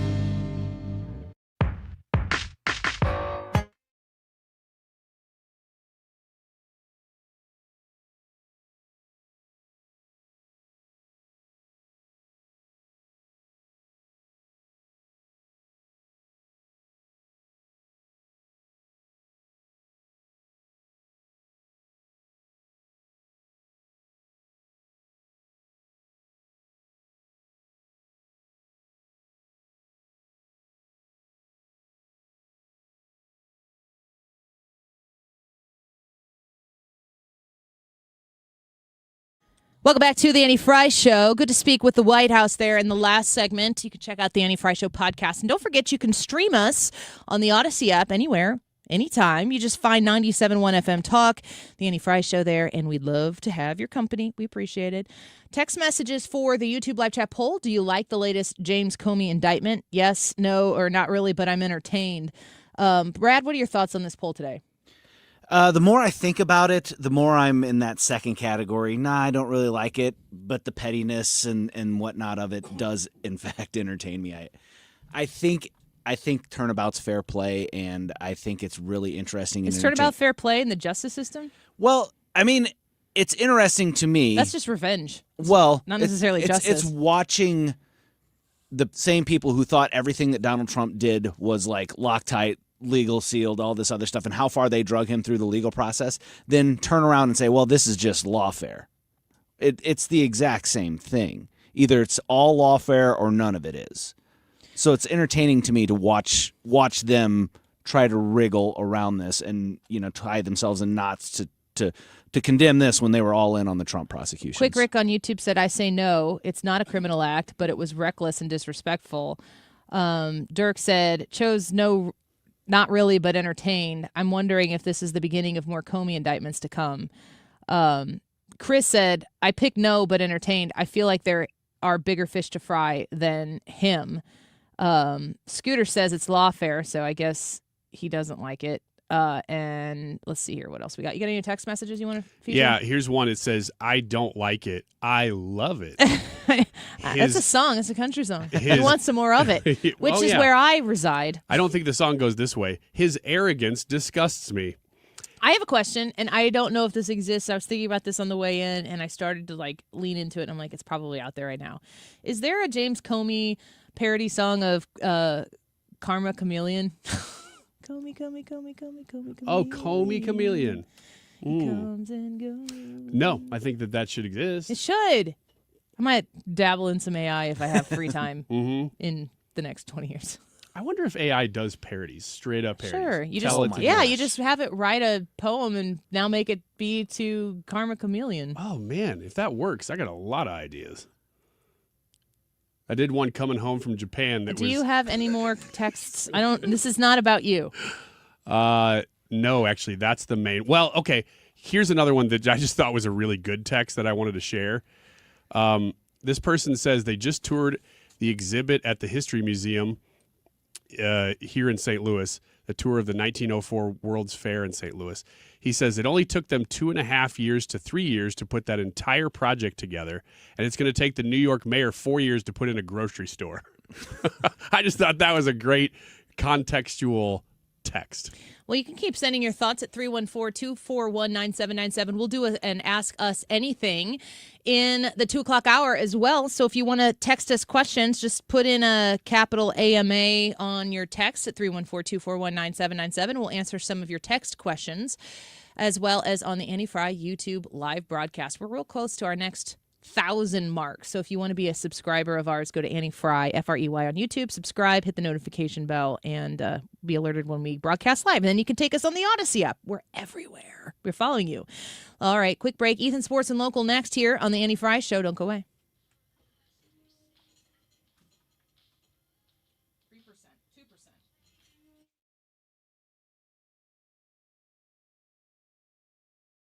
Gentlemen, Mark Cox here. When's the last time you actually felt like yourself?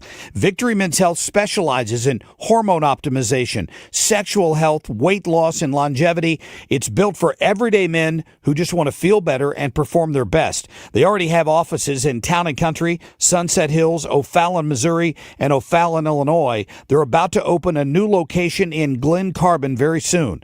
It's a higher standard of care just waiting for you. Learn more at victorymenshealth.com. Baron Glass and Door, simply the finest when it comes to glass, mirror, and shower doors. Why? That's easy. Our sales staff and installation team consist of decades and decades of knowledge, consistently keeping updated on all of the industry's newest and greatest ideas, which of course means you get the best advice along with the best installation. One trip to Chesterfield Valley will show you why our prices aren't the only reason to buy from us. That's Baron Glass and Door. Are you tired of feeling sick and tired? I'm Dr. Nick Barnes of Health From Within Family Chiropractic. Our simple 5-step approach aligns your health naturally.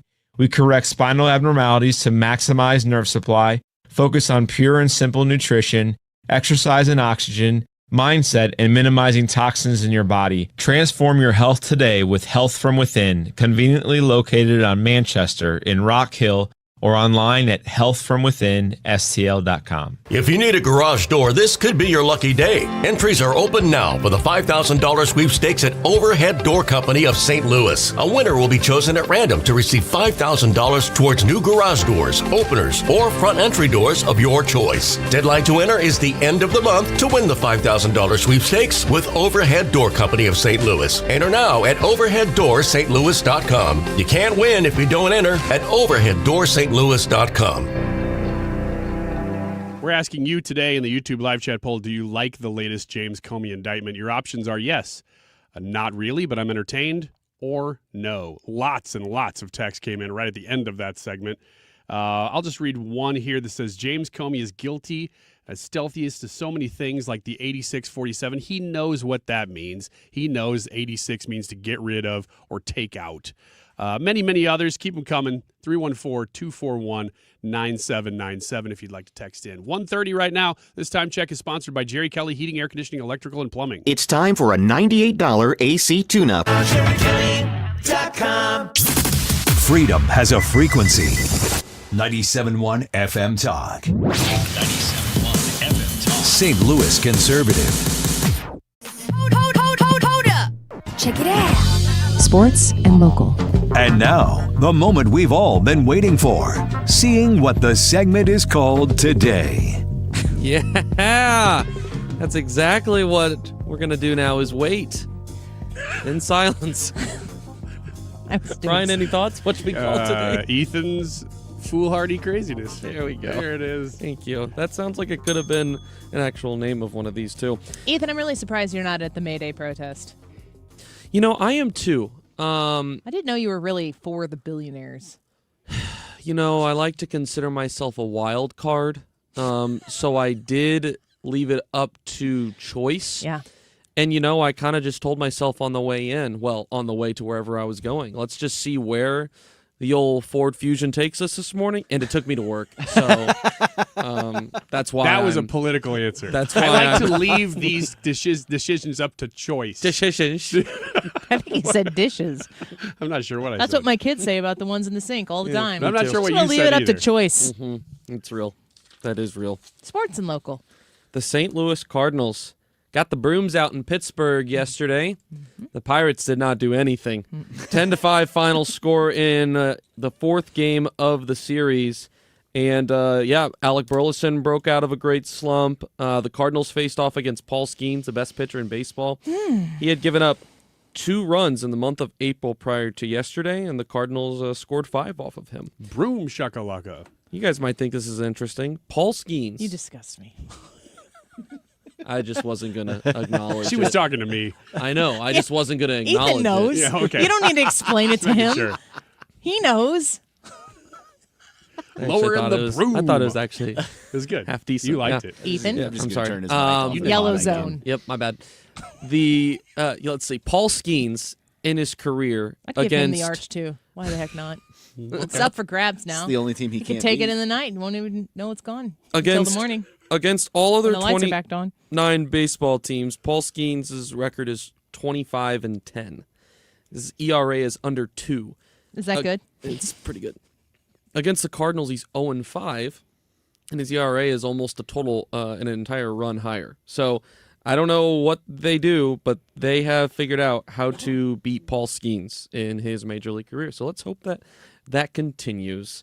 They face off against the Los Angeles Dodgers this weekend. Starts tonight, 3-game series. Matthew Liberatore facing off against Emmett Sheehan. Fortunately, the Cardinals will avoid the best of this Dodgers rotation, which, when healthy, is the best in baseball. So we'll Who's see what that? happens.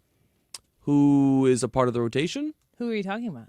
The Dodgers. Yeah. Who's the best part? Who's the best part? Yeah. Shohei Ohtani. He's just mad because we didn't Is sign in him. there. He's just sitting out. He's crying Tyler Glasnow. in the corner. Yoshinobu Yamamoto. He's like, that arch could have been mine, guys. Yep. What would you do if they gave it to you, Ryan? Probably put it in East St. Louis. We're gonna move this thing over. He shows I up with would like put one it right helicopter over the to lift it giant up. ketchup bottle in Collinsville. You know what I'd I put them right do? together. You know what I do? I'm from Edwardsville. I'd put it in place of the ketchup bottle. I would like to kidding. put it I love you, over Colin. the Mississippi River and then find out about. Yeah, wouldn't that be fun to sail right through there? And then find out about halfway through that it doesn't quite make it. halfway through. It's going down. And then try to convince all the construction crew it was a good idea, though. That would have been awesome, right? Yeah. I respect the effort. I will say that. Hey, guess what, guys? Lionel Richie is coming to St. Louis. He's going to be performing at the Muni this summer. On the ceiling? Where did you hear on the ceiling? What are you talking about? It's part of his. It's one of his songs. Okay, well, I'm young, so I wouldn't know. Okay.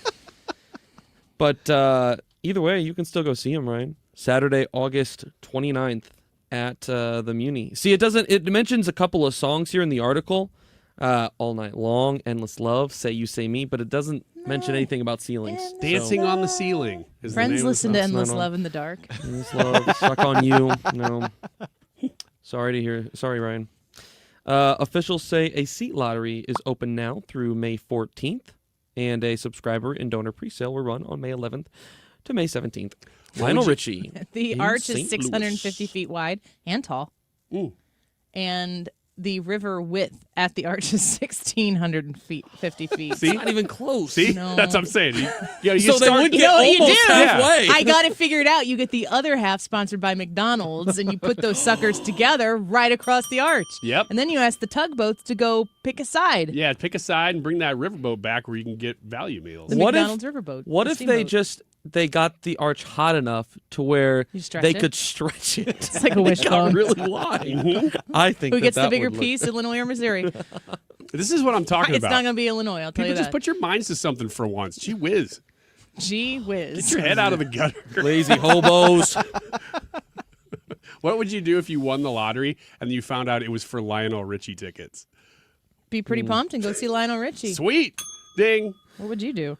Probably go Don't to the answer show. that. Yeah, obviously. Have a great time. Trisha just texted me, reminding me to tell you that it's sponsored by All Financial. Pretty sure I did that. I thought but she was just wanted texting you make to sure. remind you to do sports and local. Yeah, I don't know. It's certain. Can you stay on task, something please? like The that. hosts can't. We're talking about the arch, Trisha. This is as local as it gets. It's right there. Yeah. It's right here. And the zoo. By state. You ever been to the art museum? I love that you're arguing with our boss over the radio. I'm just pretty pumped she's listening. Hi. Hi. Hey. Good to have you. The Missouri House Good to has. see you. We don't see her. Also local. It's good to read you. The Missouri I don't think House that's local. has passed a bill to increase the state's speed limit to 75 miles per hour on rural four-lane highways. The bill would Rural also four-lane, eliminate vehicle safety inspections for most passenger cars and trucks. Right now, the state's maximum speed limit is 70 miles per hour. You guys a fan of this? Against this? What are we thinking here? Heck yeah. 75 miles an hour, no safety inspection. Let's go. Real question. Doing If the freedom speed things. limit goes up on those highways from 70 to 75, are you driving any faster because the speed limit goes up, or are you just going to feel more comfortable driving the speed you were? Good question. I'll have to go test that. And that second one. It's really helpful for the conversation here. Thank you. I don't. Go ahead. No, Ryan. I no, think, no. He's No, I- ceded his time. You're right. I'm done. We're You done. just keep hypothesizing how we can get the arch. Trisha, I need another over text message the here. I need a little Mississippi help. River. I think that. Would you feel better driving the speed limit you're I- currently driving, or I think I would probably stay at what I do now because Emerald right, Lagasse, bam, kick right- it up a notch. right now when I'm on the interstate, my That max one. I would do that speed, one. my max speed doesn't change based off of if the speed limit's 55 or it's 65. You know, I mean, it's my max is my max. Oh. And most of the time I'm I do going what I my want. max. Truth is So objective. I don't think going to 70. I think if would you're my change son it right any. now and you got out early because of prom today, and so you had an early dismissal, and you heard what Ethan just said, that you should know that is incredibly the wrong decision. Yeah, don't listen. Very irresponsible. Don't listen to me. And you shouldn't be like Ethan, Charlie. Don't. No, I was well He's a bad in most boy. ways, not in that way. A bad boy. What's Charlie doing driving in rural Missouri today anyway? He's got prom. He's not going to prom. He's a sophomore. He's trying to go find a date. That doesn't happen. Let's see what rural Missouri has to offer. This side of the river's tapped. No, Let's that's go not check true. out rural Missouri. Some nice ladies over there. They're just not juniors or seniors. Sorry, Charlie. I apologize for everything. He probably literally just got in his car right now. I hope so. Mom, He's gonna think that the whole, all we do all day is talk about Charlie and his dating life. Anyway, Let's do more of that in the 2 o'clock hour. about the arch. Ask me anything. You want another one? Do I have a say? Go. How about, Most of the how time about you 3 do. or 4? Okay. All right. St. Louis Why do you City. think I had you come in like an hour early? You Take literally us did. into the You sunset, literally Ethan. did. Come on, buddy. At high We got- speed. Ride this horse all the way to 2. 256.50 Lift and make that it happen. speed limit and let's get rolling. The MLS is starting a new program called the First Match on Us. And the idea is that if you've never attended a Major League Soccer game, specifically here for Energizer Park with City SC, then you have the opportunity to sign up for this, and they're going to gift tickets to City supporters who haven't been able to witness games. So there's quite a few games that this is going to be available for. They're about to start a mid-season break. It's international play break. So the first game that this is available for isn't until the latter part of the summer in August, but between the middle of August and the end of October, there is going to be 8 games that you have the chance to be able to sign up basically to get free St. Louis City SC tickets. So, Annie, a great opportunity for you to try out a game. I have to go to Lionel Richie. She won the lottery. Oh, right. I forgot. If you have been to a game, but you fill out the form with a mustache on and an accent. While you're filling it out, you're it's just a digital, talking it's a digital with an form, accent right? out loud about things. Digital I've never form. been to a game. Do you Not know even any, from do you here. have any other accents? Huge fan. No. Every accent that he does. Are you wearing a is monocle from as well? Yeah, you have to wear it Okay, all. right, got it. 1500s in an Irish bar. Whoa! Well, I've never been to a game. Okay, I don't know. I just and a some other voice. clown. That's the only other one. I got these Wiggins beady the clown. eyes. I stand out in the rain and I watch children. Whoa, God. Let's go to a break. It's getting worse. Wiggins the clown. YouTube live chat poll. Do you like the latest James Comey indictment? Whatever. We'll be right back.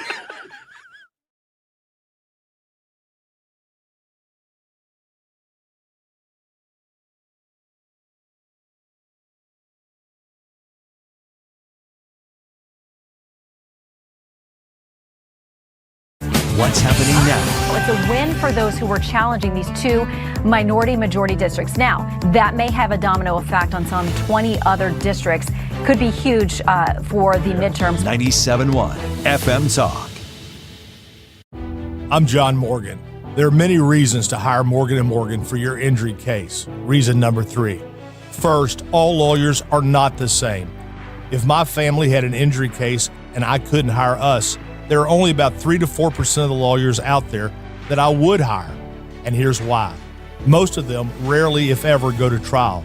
They just take the last best offer. Hell, you can do that yourself. Do this. If you're looking for a lawyer, Google Morgan & Morgan results and see what comes up. It may shock you. Then Google the firm you're thinking of hiring and do the same. That may shock you as well. We became the largest injury firm in the world for a reason. We won a lot. $30 billion and counting. Morgan & Morgan. For the people.com. Who would I hire? I'd hire us. The choice of a lawyer is an important decision and should not be based solely upon advertisements. Past results afford no guarantee of future results. Every case is different and must be judged on its own merits. Corey, from Air Comfort Service? Why are you standing next to my AC? I'm standing behind our work. But it's 8 p.m. You're just going to stand behind my air conditioner? Yeah, pretty much. Could you turn off the sprinkler then? Absolutely. At Air Comfort Service Heating, Cooling, and Insulation, we take pride in our work. If you need a new air conditioner or HVAC system, you can trust we'll install the equipment correctly. Plus, for a limited time, qualify for rebates up to $2,600 and 0% financing for up to 72 months. For a free estimate, visit aircomfortservice.com. Lemonade! Fresh squeezed lemonade! Lemonade?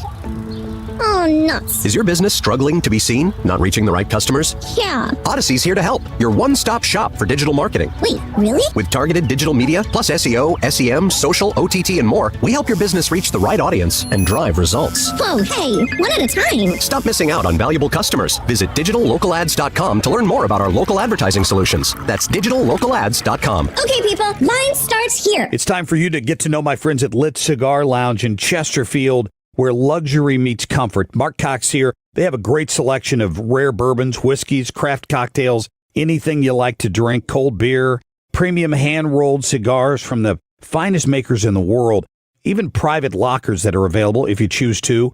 Perfect for date nights or business meetings, and live music every Friday night. Family owned and operated. Check them out in Chesterfield at the District. It's litstl.com.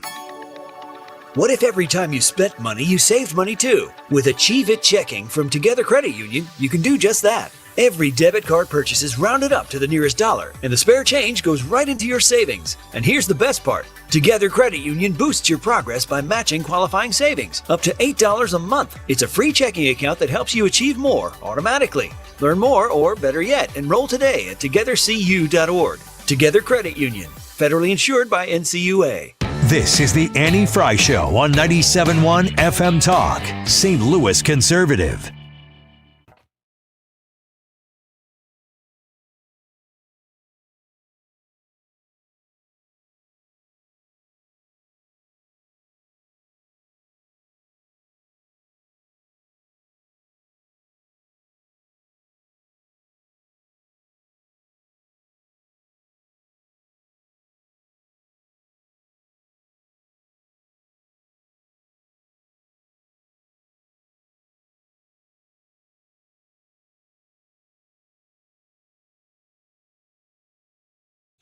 Welcome back to the Annie Fry Show. What are we talking about? Ryan! Hey, let's talk about me or some other Ryan. I don't know if you're talking about me or not. I love that you were ready to go as long as we're talking about you. Well, if you weren't, I was uninterested.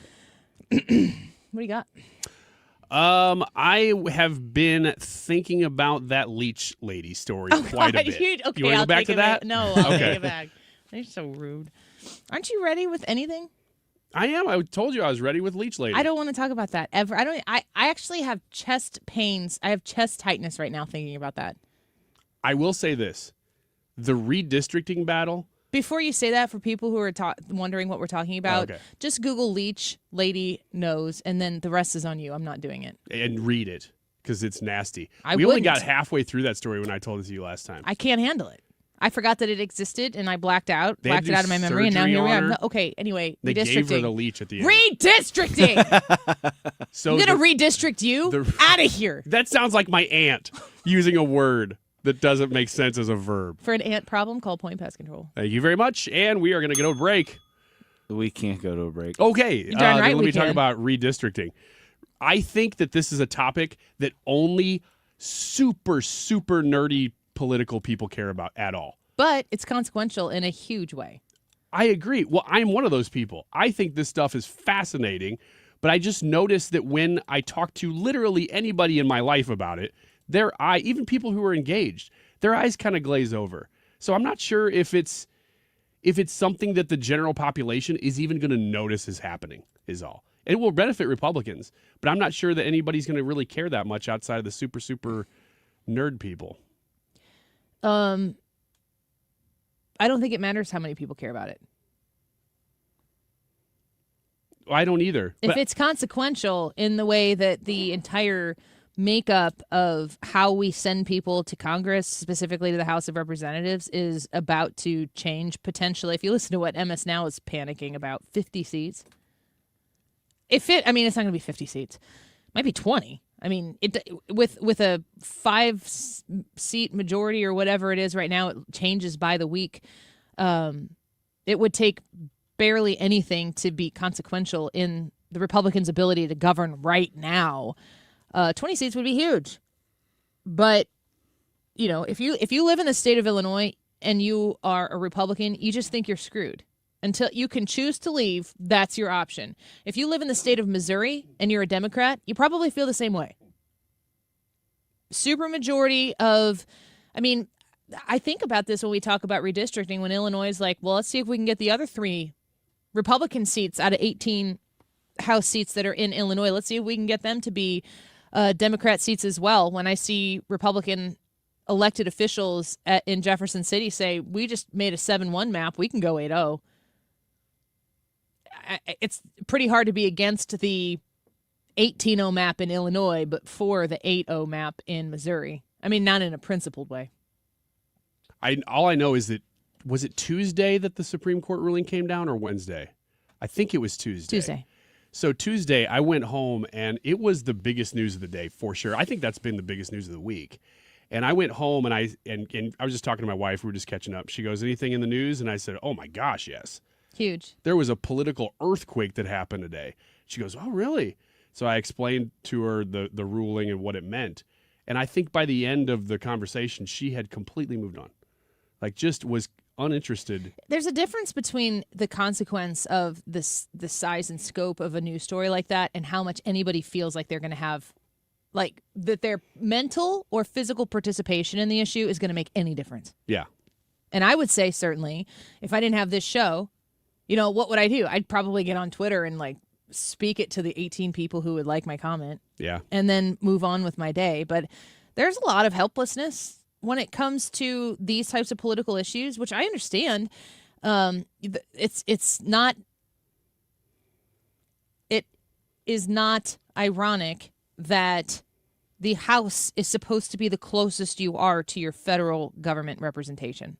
The House, what we're talking about with districts, the way these districts are drawn in each state, compact, contiguous, and what's the third one thing that the... I don't know the word for it, but it's the population. like co-equal or something. Yeah. It's supposed to represent, give or take, 750,000 people per district across the country. I mean, there are people who have, I think it's Wyoming, that doesn't have 750,000 people, and they're like, they shouldn't have a district. It's like, I don't know if you're going to start drawing districts across state lines. No.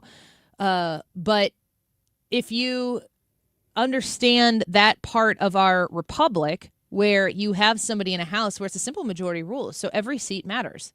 Because if you have, I mean, think about it right now.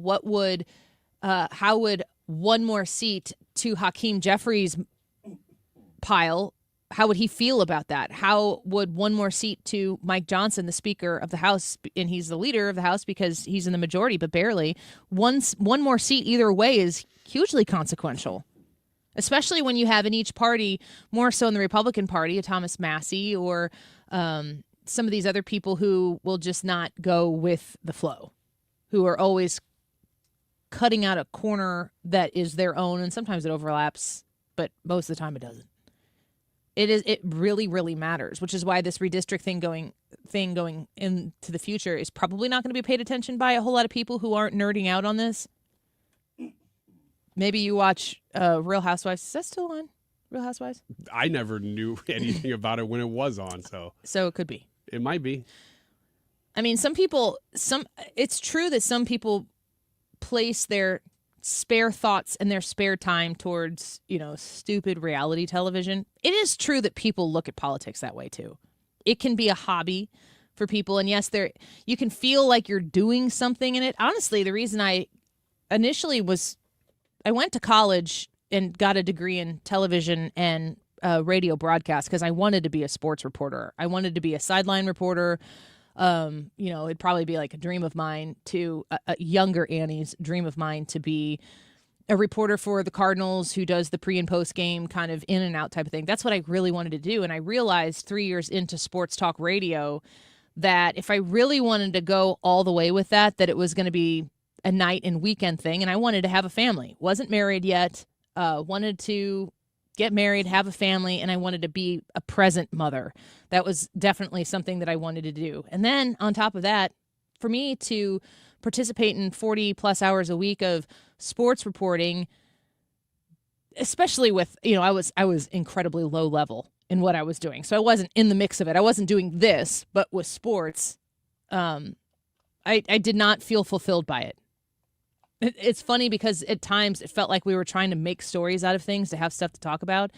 And every once in a while, if I feel that happening here, like, oh, we got to make this a big deal, I try to run away from that instinct very quickly, because if I'm feeling like I have to make it into something, it's not something. It's not, it either is or it isn't. And I just think we have a lot more opportunity with news and culture and politics to have stories to talk about every day that are consequential. And I do feel like this redistricting story is a huge deal. And, if anything in Illinois, like, what can you gain from this if you're a resident from Illinois? Because if they decide to redraw the maps in Illinois, we're cooked. My 13th representative is a Democrat already from a purple district. Mike Bost, who is on our show, is one of 3 Republican elected officials that could lose a seat. Mary Miller and Darren LaHood, all 3 somewhat regular guests here on our show. Those are the only 3 elected officials federally from Illinois in the federal government, and we have 0 statewide Republicans elected. There are 0 officials serving in the state of Illinois in a capacity that are Republicans. We have a supermajority of Democrats in the Illinois House. We have a supermajority of Democrats in the Illinois Senate. And it's to many of you listening, that sounds devastating. But you have the same thing in the complete mirror opposite in Missouri. There are no statewide elected Democrats, right? There's one right now. Who? Wesley Bell. Well, no, He's not statewide. Okay. I'm talking about statewide. I'm talking about statewide, like governor, lieutenant governor, treasurer, attorney general, all that. There are none. And, when you look at the Jefferson City makeup as well, you have a supermajority of Republicans in each body. And so if you're a Republican, you kind of get to have your way with the government in Missouri. And in Illinois, the Democrats have had their way. That kind of checks me a lot on how I think about these things, because I can't be for it just because it's my side. It has to be principled, which is why I asked Will Chamberlain in the first hour when he was on with us, he's a senior counsel at the Article 3 Project, is there a way to fix this? Is there a way to steady the ship so that it's not tipping too far one way, it's not trying to be rectified by tipping it too far the other way? I think his answer was, I don't think there's a better way. It's just the world we're going to live in. And what ends up happening? The Republicans flee Illinois. Maybe they move to Missouri because they're going to become a no-income tax state, or maybe they go to Florida because they finally want to have a nice weather 12 months a year. You can move with your feet, that's for sure. Let's take a break. We'll be back in the 2 o'clock hour with us. Ask us anything. You can text us your responses to the poll about James Comey, or ask us anything questions at 314-241-9797. When Shohei Ohtani and the LA Dodgers roll into the Lou, May 1st through the 3rd. Kick off the weekend with Friday Night Live and a must-have short-sleeve hoodie giveaway. Saturday brings a Mason Wynn bobblehead, celebrating his Gold Glove Award. Then Sunday features a sleek Blade collar shirt giveaway. Big names, big matchups, and big giveaways all weekend long. Tickets at cardinals.com/promotion. This is Mason Wynn. Get your tickets at cardinals.com. The 1-2, and that's grounded up the middle. Diving play, Mason Wynn to his feet. He throws, he got him. What's up, Cardinals fans? Mason Wynn here. On Saturday, May 2nd, when we face the Dodgers, you can take home the Mason Wynn Gold Glove bobblehead, presented by the Shane Company. It's got my chain, my first gold glove, my whole look, just how I rock it. Plus, a few rare all-gold baubles will be randomly mixed in for 500 lucky fans. This is one you won't want to miss. Get your tickets now at cardinals.com/promotion. Just hearing the word IRS can make people break out in a cold sweat. No one wants to deal with the IRS, and now you don't have to. The good news is Legal Tax Defense has been successfully negotiating with the IRS for more than 15 years. It doesn't matter how much you owe, whether it's $5,000 or $5 million. You deserve the best in the business on your side, and that is Legal Tax Defense. Even if you're working with someone else and just want a second opinion, there is no cost or obligation to call. They can prevent levies, liens, wage garnishments, even file back tax returns. And the best news about Legal Tax Defense is they won't take your case unless they know they will reduce or eliminate your tax debt. Call Legal Tax Defense right now for a free no-risk consultation. 800-284-1238. 800-284-1238. You have nothing to lose, but everything to gain. 800-284-1238. Summer is on the way, or should I say the heat in St. Louis, it's on its way. Be here before we even know it. If you haven't had your air conditioners checked and set up and ready to go for this cooling season, or if you were told you might need a new one, or you just think this is the time of the year, this year is the time to just go ahead and replace it. Prices are down, 0% financing is available. It's still the best time to call me. Don't put it off. One easy number in Missouri and Illinois. It is 314-293-2600. Again, that's 314-293-2600 in Missouri and Illinois, or on the internet, bartinman.com. That is Bart with a B, Inman with an I.com. God bless. KFTK FM Florissant from the Kaufman Townsley St. Louis's Injury Lawyers Studio. Call 314-777-7777. That's 314-777-7777. Day around the world. I'm Lisa Brady, Fox News. International Workers' Day, but across the U.S., many rallies are focusing on Trump policies. Chants against war and ICE outside Trump Tower in New York City, where protesters also blocked an entrance to the New York Stock Exchange, police making arrests a short time ago.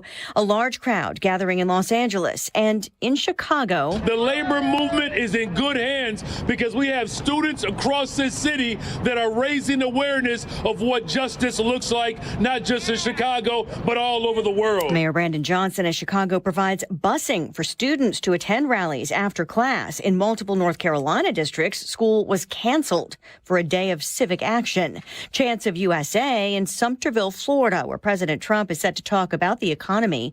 Some people lining up for hours to hear the speech. This comes after the White House Correspondents' Dinner shooting last weekend, the first public appearance by the president, and after he signed that executive order yesterday to try to get more people access to retirement plans. Fox's Darren Botello at the Villages, a 55-plus community. The president says Iran is asking for things he can't agree to. They want to make a deal, but I'm not satisfied with it, so we'll see what happens. Also telling reporters before he left for Florida that Iran's leaders are disjointed, confused, and arguing with each other, and that resuming strikes is an option. On a human basis, I prefer not, but that's the option. Do we want to go in there heavy and just blast them away? Or do we want to do something? Publicly, Iranian officials have remained defiant, rejecting demands to give up their nuclear program. For now, a ceasefire continues, so the White House is telling Congress hostilities have terminated, arguing that stops the clock on a 60-day deadline to seek authorization from lawmakers under the War Powers Act. America is listening to Fox News. Hey guys, do you want male performance in the bedroom and do you want it now? Get it in 47 seconds or less. For the first time, you can have instant male enhancement. Introducing Knox 47, the topical male enhancement that works in 47 seconds or less. Satisfaction guaranteed. Finally, after years of scientific research, our proprietary formula will allow you to perform in the bedroom like never before. Just imagine that little blue pill on steroids. No reason to settle and wait when you can get instant performance now. Forget about pills and potions that make you wait hours or up to 30 days to work. That's yesterday's news. Knox 47 is brand new. The hottest thing for men. And you don't need a prescription. Call now and get your free supply for a limited time. To find out how to get Knox 47 for free, call now. 800-677-1453. That's 800-677-1453. Free bottles for limited time. Call 800-677-1453. That's 800-677-1453. Air Comfort Service, heating, cooling, and insulation. Weather. All about sunshine going through our Friday afternoon, so our temperatures are below average, 63. We'll be in the 50s for any evening plans. Partly cloudy. It's chilly overnight, 43. Check out the full moon. Saturday, sunny, cool all day long, 63 down to 41 Saturday night. And Sunday, sunny, chilly start, but warmer Sunday afternoon, 74. This is 97.1 FM Talk. Chief Meteorologist Dave Murray. The Annie Fry Show is sponsored by Air Comfort Service Heating, Cooling, and Insulation. Time to schedule your air conditioner service. Get not just your AC, but your entire HVAC system checked for $19 a month with the Preferred Partner Plan. And be ready for the first heat wave. AirComfortService.com. That is exactly what I needed to hear. They got someone here knows what they're talking about. Left up, left right, gotta love this American ride. Like, you need to take some time to get the full picture. Come on, turn the radio on. It's Saturday and I won't be long. Don't get me wrong, I love the ladies. I mean, they rev my engine, but they don't belong in the newsroom. It is Anchor Man, not Anchor Lady. What do you want from me? I'm not America's sweetheart. Goodness sake, kid, keep your voice down. Your father's listening to the radio. I'm not America's sweetheart. This is the Annie Fry Show. It's weird to listen to the Ryan Wiggins version of our intro now that we don't play the whole intro any longer. It's kind of like, okay. It's a throwback. All right, what's that? But yeah, that used to be the entire intro of the show, and Ryan parodied it, which is a story to tell at another time.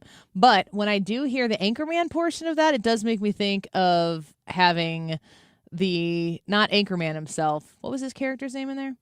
Champ. What was the last name? Champ? David Koechner. Oh, I don't know his name in there. Kind? That sounds right. Champ Kind or something. Is it too soon to tell the David Koechner story? No. You could have told it later that day and been safe. No, I didn't want to. Maybe after he was gone from the weekend. You would tell it? About before the interview? The pregame? Because that if you didn't, it was like 3 Fridays ago, maybe. Yeah. Ish. April 17th, I think. Okay. We had David Koechner in studio. Now we're partnering with the Funny Bone, and I am so excited to partner with the Funny Bone. to promote a few of their shows. I love going to these stand-up comedy shows at the Funny Bone. I've been to the streets of St. Charles. I haven't been to the one is it called Westport still? Is that what it is? That's what I call it. Yeah, it's Westport. I just don't know I know Westport's not Westport anymore as I know it, but Westport is a big area, so it is what it is. But if you have never been to a stand-up comedy show, you are missing out. You should give it a chance, and when you go to see somebody who you're pretty pumped to see. David Koechner, I got so much feedback from people after we had him in the studio. Me too. There were a ton of people. We put stuff out on social media too that was with a picture of him. There are a lot of people who saw it because I shared that part to my private social media, and they were like, Annie, that is so cool that all of a sudden I have a sense of value in what I do. I don't care. Left, right, whatever you are. I appreciate all kinds, and I don't put very much at all, if anything, political stuff on my own private, like Facebook and such.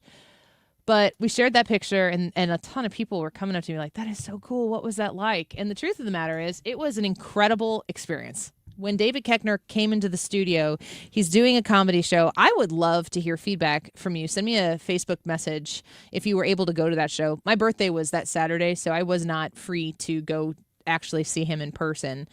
But he's from Missouri. And in doing research to have him in the studio to talk to him about everything, I realized he was from the Midwest. And just watching him do interviews with other people, I just felt that he had this kind of Midwestern thing. This, how we say in the Midwest. I wish I could say je ne sais quoi, only in a Midwest phonetically. way? No, phonetically, not French. I don't know how to spell it enough to not do the French je ne sais quoi thing. But there's something, I just have a Midwest radar, and it's pretty darn good.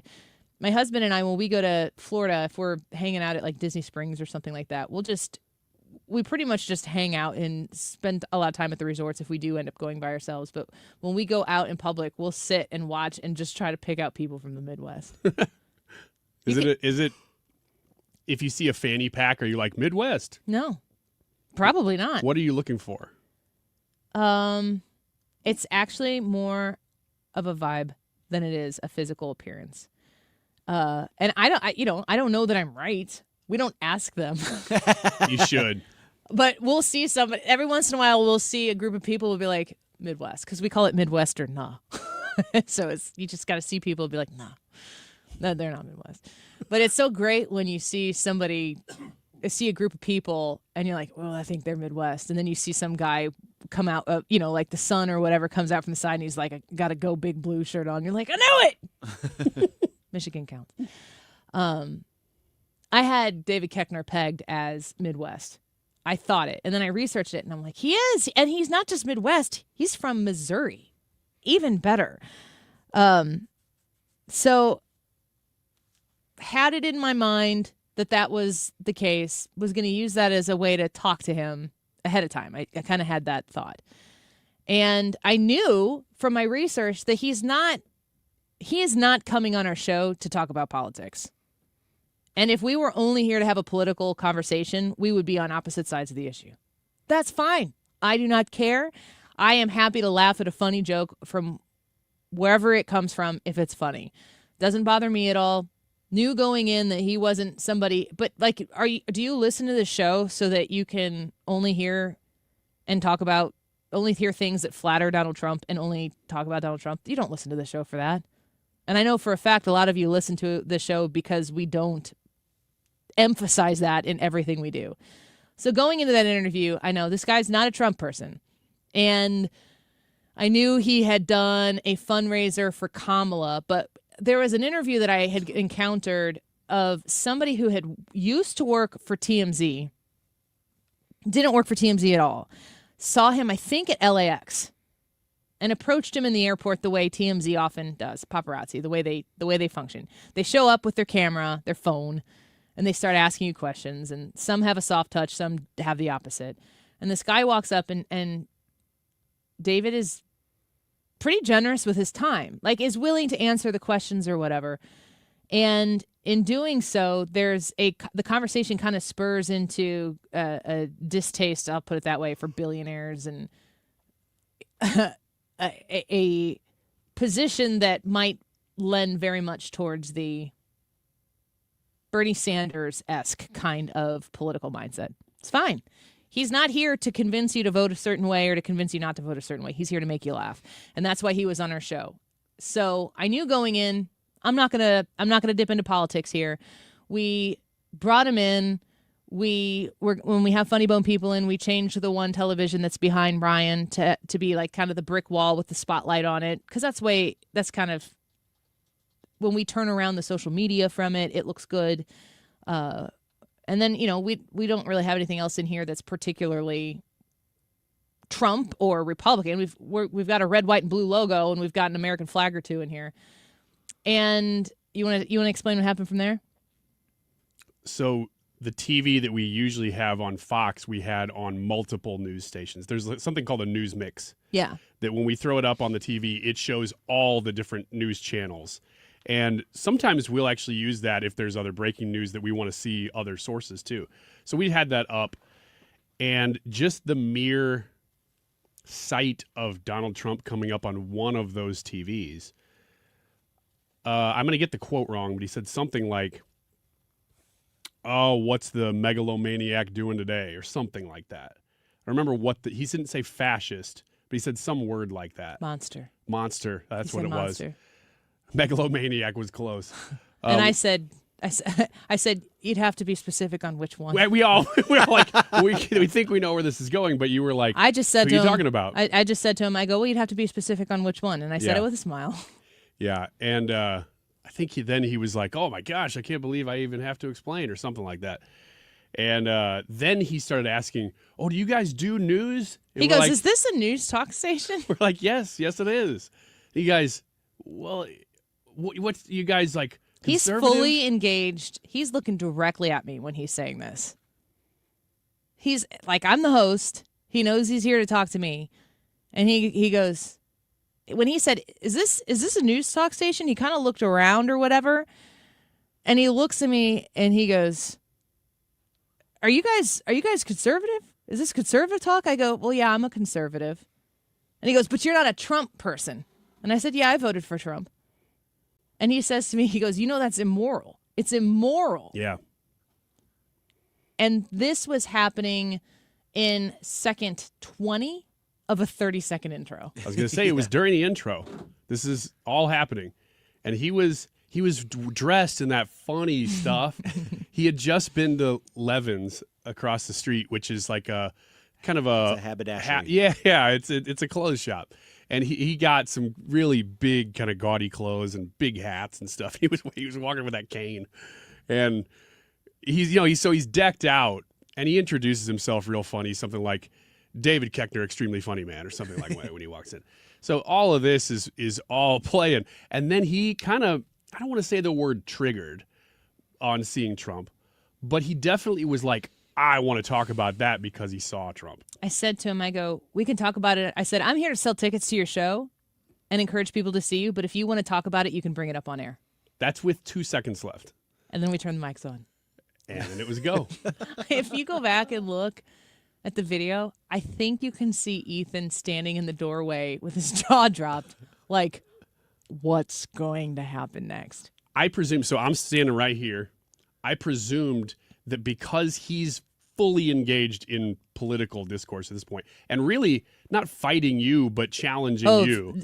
He was not rude at all. No. He was not inappropriate at all. He was fully positioned in his opinion, and he was not, he was, I don't think there was enough time to like have this thought process of like, I'm really going to challenge her. I think that he maybe was caught off guard a little bit I think he was probably wondering, is she going to come in here and ask me a bunch of political questions? Mm-hmm. And I was like, no, that's not what we're doing here. We could talk about it. Well, that's what you said. We can. And I assumed based on the fact that it was right up to the mics, like the red lights on, we're live. I presumed that he was going to launch into politics like that. And that this whole thing was going to be a political discussion, which you had already set the tone that you were going to be very level-headed about. You weren't going to throw bombs if you wanted to talk politics. I could already tell just from knowing you. And I'm like, well, that'll be good, but gosh, where's this going? Mm-hmm. We had no idea. And so then it started, and you just mentioned, hey, David Koechner's here. You were still in the same cadence as you were talking to him about Trump and politics. I didn't want to give him the perception that I was going to be weak on the issues, because I can't sit here and say to you, the listener, who I care the most about in any of these equations, that I am this person and then try to soften it to a guest because of who that guest might be or whatever. I can't do that. But I think that we have a mutual interest here with him in the studio. And you know, going back to what I said at the beginning of this, so many people provided me feedback on how much they loved the interview and how cool they thought it was that he was here. And I'm like, that is what we need more of. Just because we don't agree on politics, that shouldn't get in the way here. But I wanted him to know, you want to talk about it, let's talk about it. And he didn't.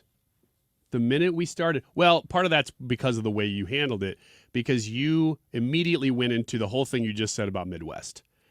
And you started talking to him about being from the Midwest. And I don't know if that lightened his mood or if he just saw, oh, okay, we don't really have to do this. And then it went a completely different direction. It was fine. Not that it would have been bad to go politics. I mean, I would have been either way would have been compelling. Yeah. But it was definitely a surprise because it was so right up against us going live. And then it didn't go there. As much as live radio can go anywhere at any time, that was very much so living on the edge of, I don't know what's on the other side of that ledge. Yeah. And I said to him, I said, he kind of responded to something I said initially. First, I said that he was in the Office Space, but I misspoke. I knew it was The Office. Yeah. And he goes, no. And I go, oh, and I just kind of took it back and I corrected myself and apologized for it. But then I told him I had him pegged as Midwest, and he kind of sat back. He goes, why is that?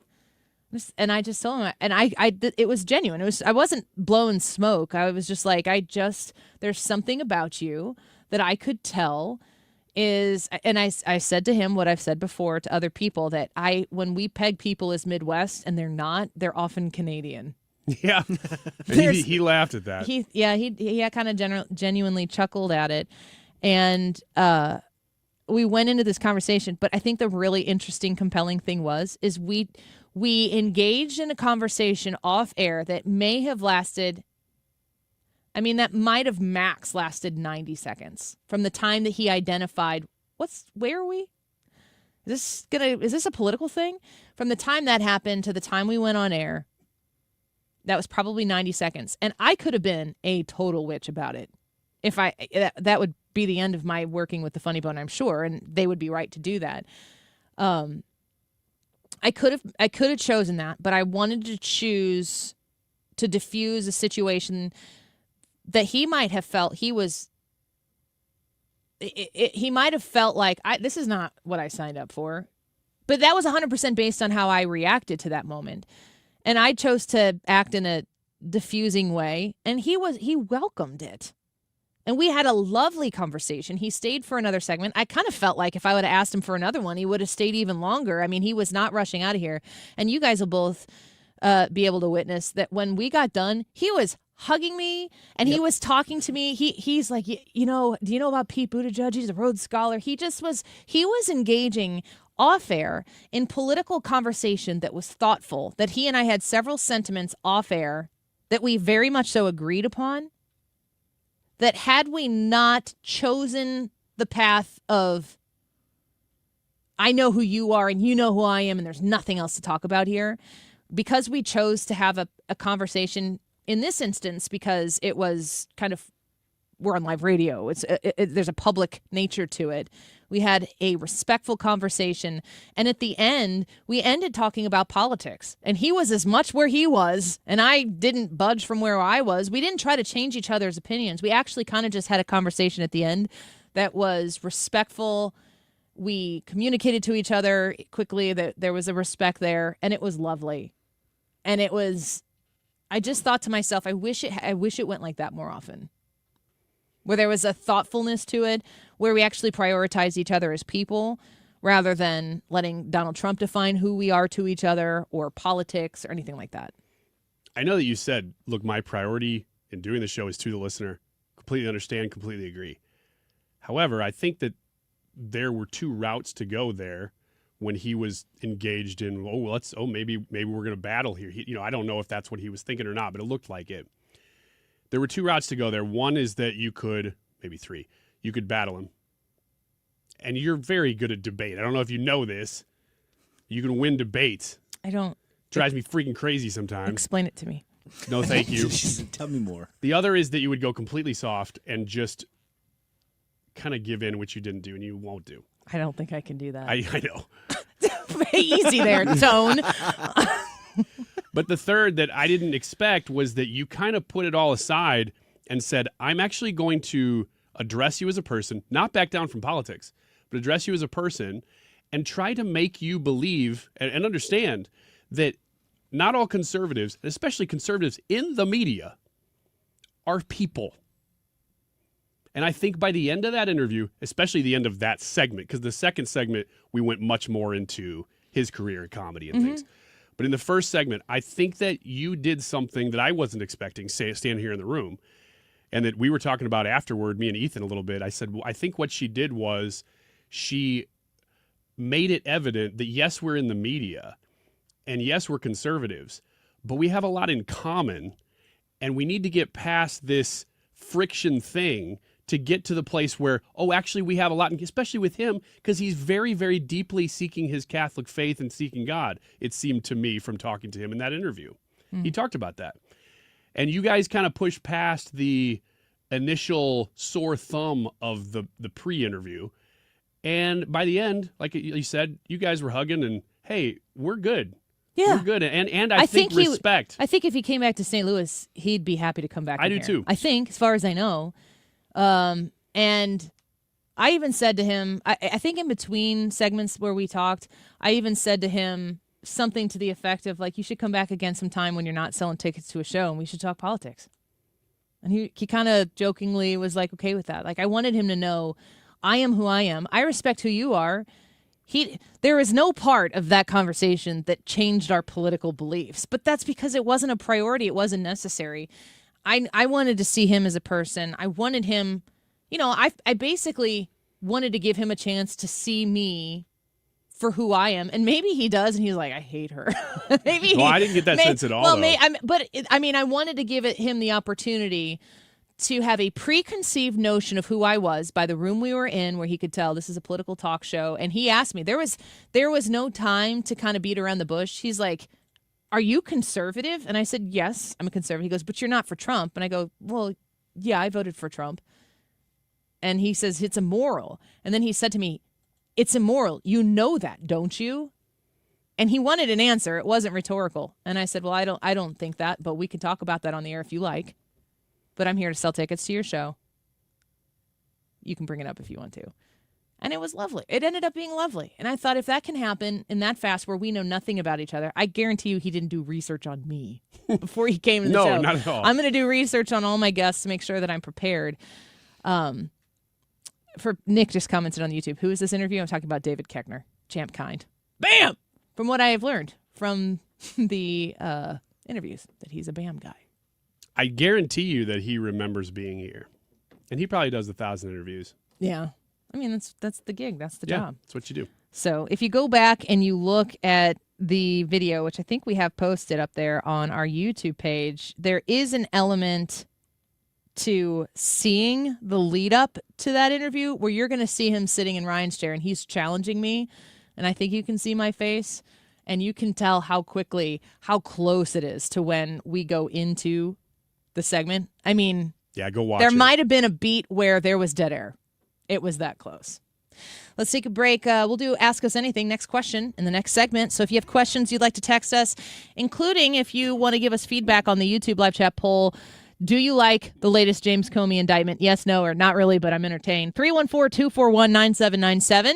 You can text your questions or your responses to the poll question there. We'll be right back.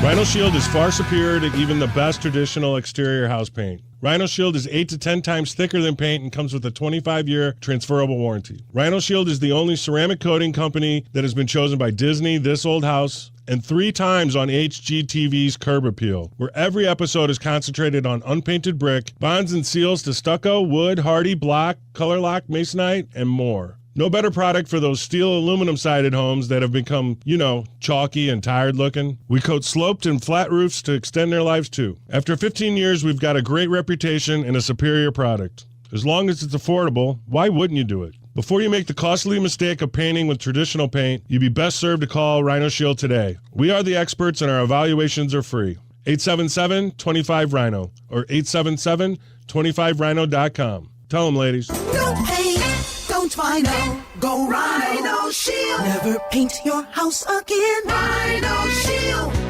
Mrs. Weiland, why don't you go ahead and read the top line for me?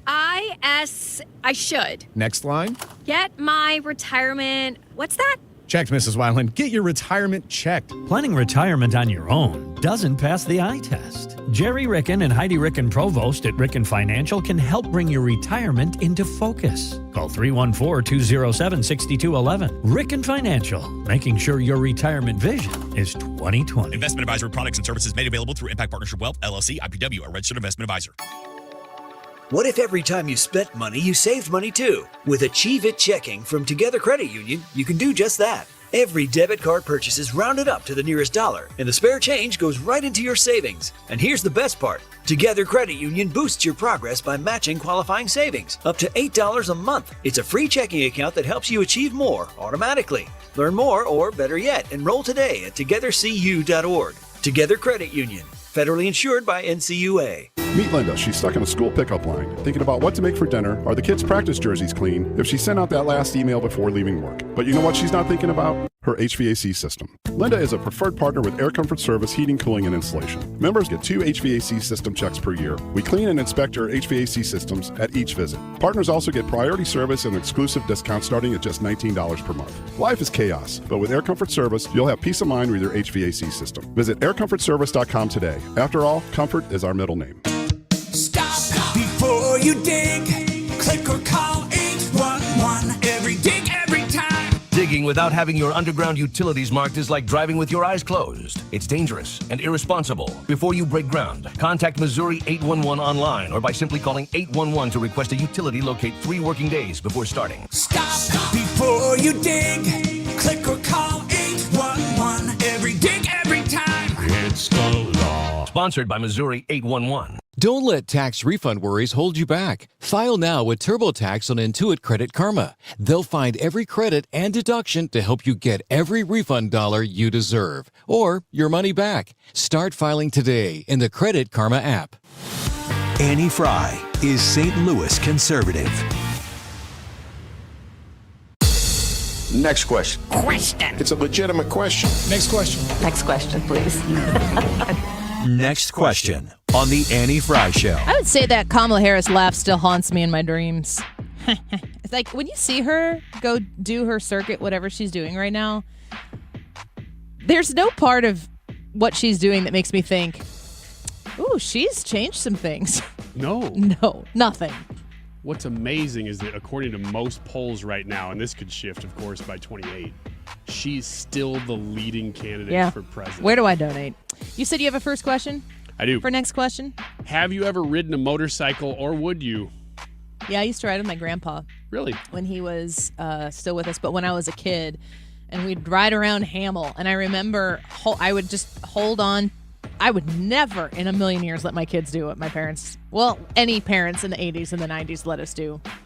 But I might have been like 6 years old or something like that.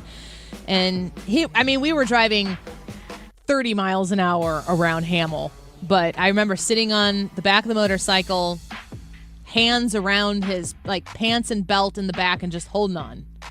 But not since then. And I wouldn't. I saw a man who lost his life off of a motorcycle before any of the paramedics got there and stuff, and I'm good. Dirt bikes. I've never really ridden on. I've ridden with a cousin on a road bike once. My uncle on a dirt bike once on the road. But I've driven motorcycles, dirt bikes, and whatnot off road. But I'm with Annie. I am 0% interested in owning or driving a motorcycle on the road. I think I rode around like you did, Annie, with my Uncle Gary when I was 5 or 6 years old, once around the block one time. But aside from that, not really. My question is, though, does a 3-wheel motorcycle count? No. Because a friend of Count mine... as what? Count as getting or liking or riding a motorcycle. Why wouldn't it? Yeah, They're I not mean, a it's motorcycle. open. It's a tricycle. So? But they call them motorcycles. Yeah, because it's a cycle that has a motor. Right. Of course it is. That's why I think I said 2-wheel motorcycle, because 3-wheel, man, I looked at my buddy's 3-wheel motorcycle and I thought, that looks really fun. I saw today, there were a few that were on 5570 coming in, and they were the ones that had the 2 wheels in the front. And I thought that seems so much more safe. His had 2 in the back, but I would not be interested. I don't want convertibles. I've been in a rollover car accident before. Hard pass on that. Not really interested in that type of life experience. it only happens about once or twice a year. But these days that we're in right now are those days that I think, oh man, it'd be I fun do like to a just be sunroof. out cruising, just in the a rural road somewhere to ride one of those things. Next question, Brad. What is the biggest thing that has surprised you about your life? The biggest surprise in your life? You go first. I still have to say I think it's working in radio and the people that I've gotten to meet and that everything that has gone along with it. Whenever I was a kid, whenever I was growing up, even when I into high school, this is not a career that I ever had like even in mind or consideration for. Not that I wouldn't like doing it, it's just that I never even considered that could be a possibility for me. So to end up here on a radio show with you guys is just one of those things that it's like that's a super big surprise to me. I'll stay in that theme and say that I'm surprised that I've been able to work in media in St. Louis without leaving my hometown for my entire career. Because I was told very early on by a boss that he said, look, you can get a job here, but you won't stay here. Yeah. You're going to have to move around and move up and all this stuff. And I haven't moved ever. I'm in the same spot as I grew up in. And then about 10 years ago, this is where I started corresponding with Jack Handy from Saturday Night Live. I started writing with this guy, and he was really nice, and he gave me advice. He goes, look, if you're going to work in media, you've got to leave St. Louis. And I was like, okay. And then I never did. Have to? Yeah. And I'm still here. It's not, well, I don't know. I don't know if it's a surprise that I'm doing this or not. In high school, I wanted to do communications and psychology, and I thought the most fun thing to do Dr. Laura would come on because I would listen to KZK at night to try to put myself to sleep. My dad used to work for KZK, and I thought it was interesting to listen to people talk about stuff they were going through. I love Miss Manners. I love the people who write to others who have some sort of qualification to try to help navigate a complicated situation. So in high school, I always thought it'd be neat to have a radio show that did that. So I don't know if it's entirely shocking that it actually came true. The way it came true is kind of crazy. I have been at this radio station for 17 years, which is very long, especially to only be 42. To be here this long is pretty crazy. The most shocking thing to happen in my life.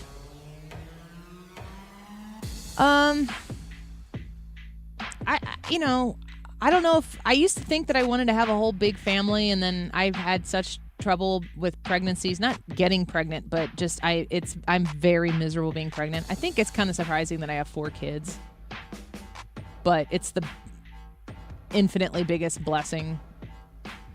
It's so like it consumes everything that I have, like literally.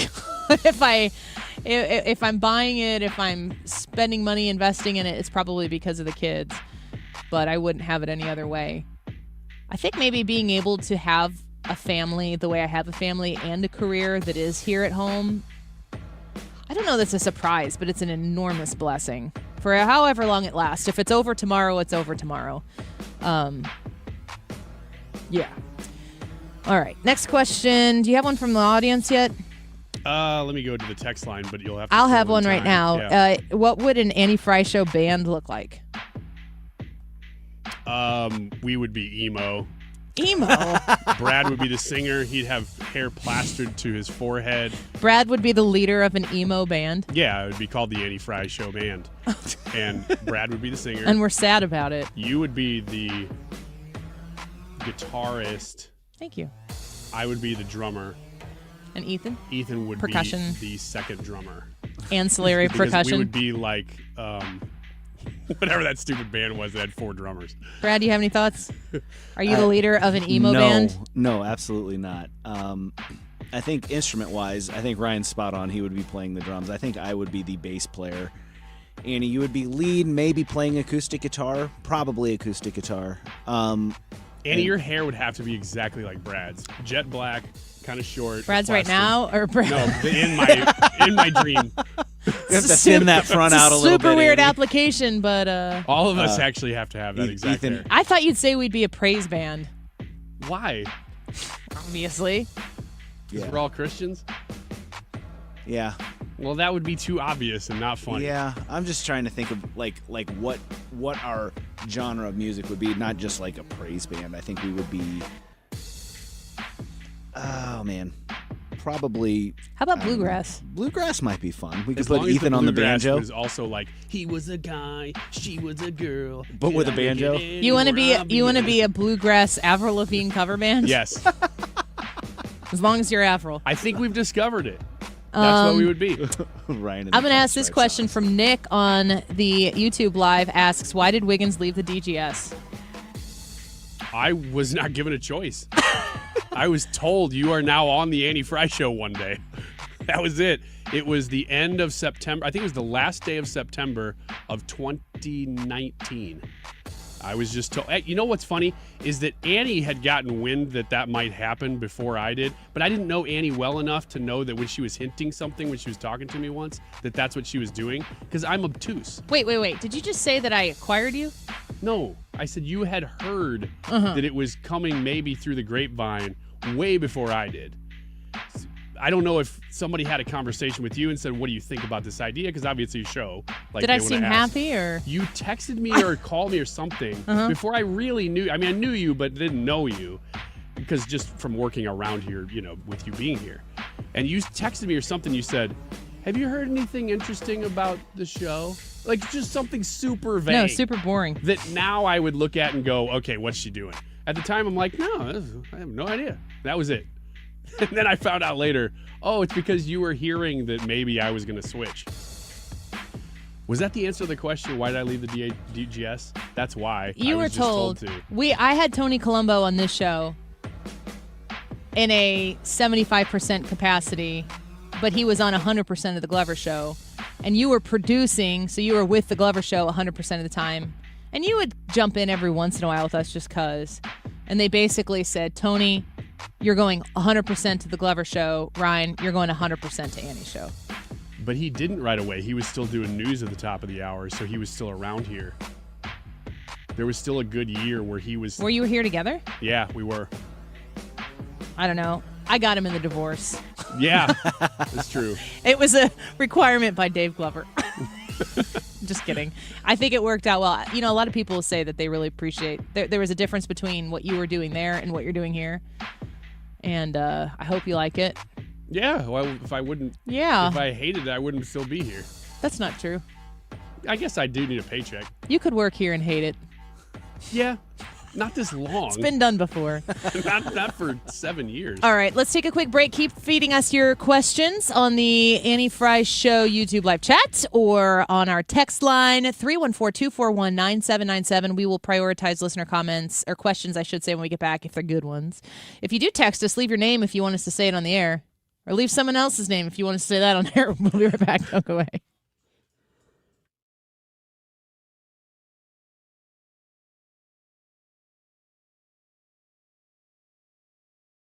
Home Shield Foundation, repairs.com, 314-271-9900 is the number to reach them directly. That watery basement, that leak that you have down there, it needs to get fixed. You know it. You've been dreading it. Maybe it wasn't so bad, and then you found out in the last few rains it's gotten progressively worse. the space that you're losing and the foundation security you're losing in your basement because of this problem, you got to get it addressed. It's only going to get worse. Make it better. Make it like brand new with Home Shield Foundation Repair. And Matt Hayes, great guy. You're going to work with him. You're going to meet him. He's going to look at your basement, tell you what he can do. And when you do start working with him, you're going to be like, oh my gosh, I'm glad I hired the right person here. And his crew, second to none. 314-271-9900. When you go to their website, you're going to see all of the foundation repair services that they offer. They are the best in the business. St. Louis, locally owned, family owned. Home Shield Foundation Repair. 314-271-9900. Online at homeshieldfoundationrepairs.com. Lemonade! Fresh squeezed lemonade! Lemonade?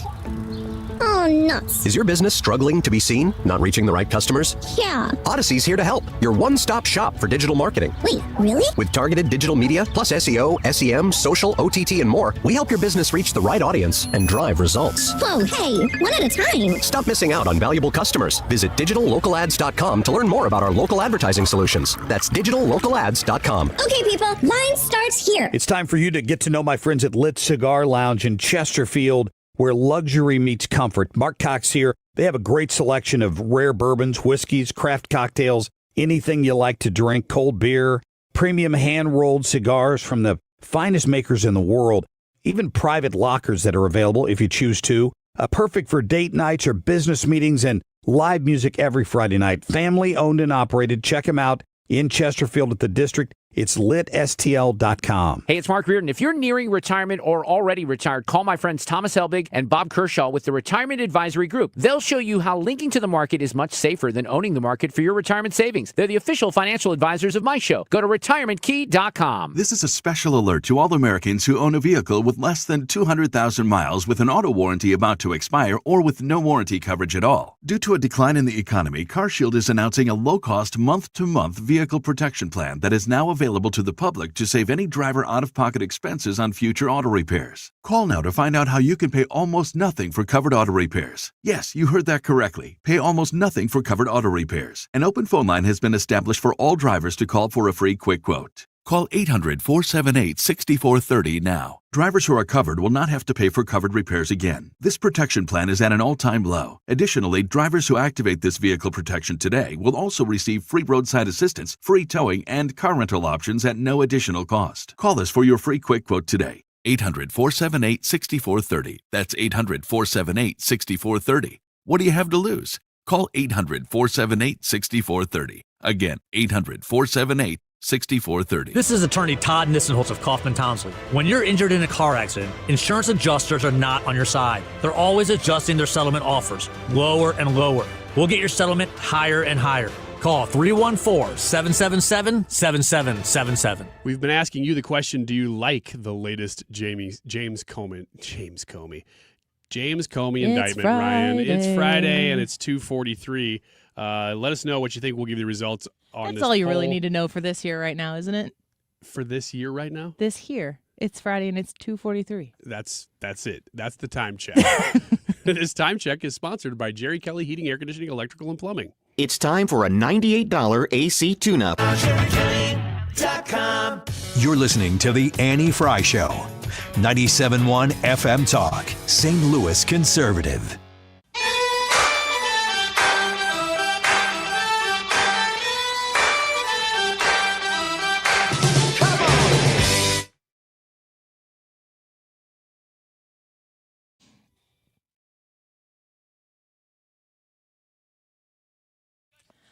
Welcome back to the Annie Fry Show. What Ryan was trying to say is, do you like the latest James Comey indictment? Yes, no, or not really, but I'm entertained. That's the YouTube live chat poll. Join us on the YouTube live chat. There's a poll right there in the live chat of the live broadcast. And we'll take your text message feedback as well. You can send us your Ask Us Anything questions at 314-241-9797, 314-241-9797 on the Annie Fry Show text line. You said you had another question there? Here's one from a listener that says, heard you mention, this was a little bit ago, heard you mention you're not in the algorithm that shows you anything about what's going on with the left unless it's being made fun of. I don't think she was saying anything just with this protest today. But anyway, back to the question. It says, do you feel a person in your position whose job is to intelligently comment on the political state of things should be monitoring the entire spectrum of information? Yeah, I do, which is why I go other places other than a predetermined algorithm to tell me what's going on and bring it up to talk about it on my show. The algorithm does make it tough, though. I also have very recently said that I think that it would be interesting if an X platform or any of these places that are creating feeds of thoughts that are funneled by an algorithm but also curated by the user, that if I opted into it, that you could come in and look at X as if you were on my profile. Not see my private messages or anything, but look at what my following feed looks like. So you could see it as me, because I would like to go do that to people who don't look at what I see. I would like to see, what does your worldview look like?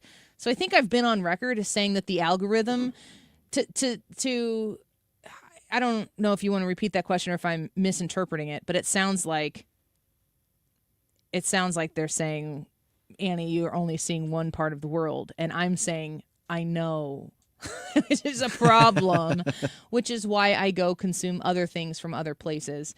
And also, don't get it twisted. I might realize that there's a Mayday thing going on and wholeheartedly, independently determine that I do not care. I reserve that right as well, as do you. Thank you for listening to the show. Well, that is addressing the question, but no matter what news aggregate you go to, not just social media, but a news aggregate like Yahoo, if you click on any article at Yahoo, it will give you more of that type of article. So no matter where you go, now the only way to get around that is to go to a news site, like you go to New York Post or you go to Huffington Post. Right. They're not going to tailor that to you. They're tailoring it to a side of the aisle, but not to you in particular. Yeah, people have to remember that these news aggregate sites and most sites that aggregate information for you are looking to sell you as an ad. Yeah.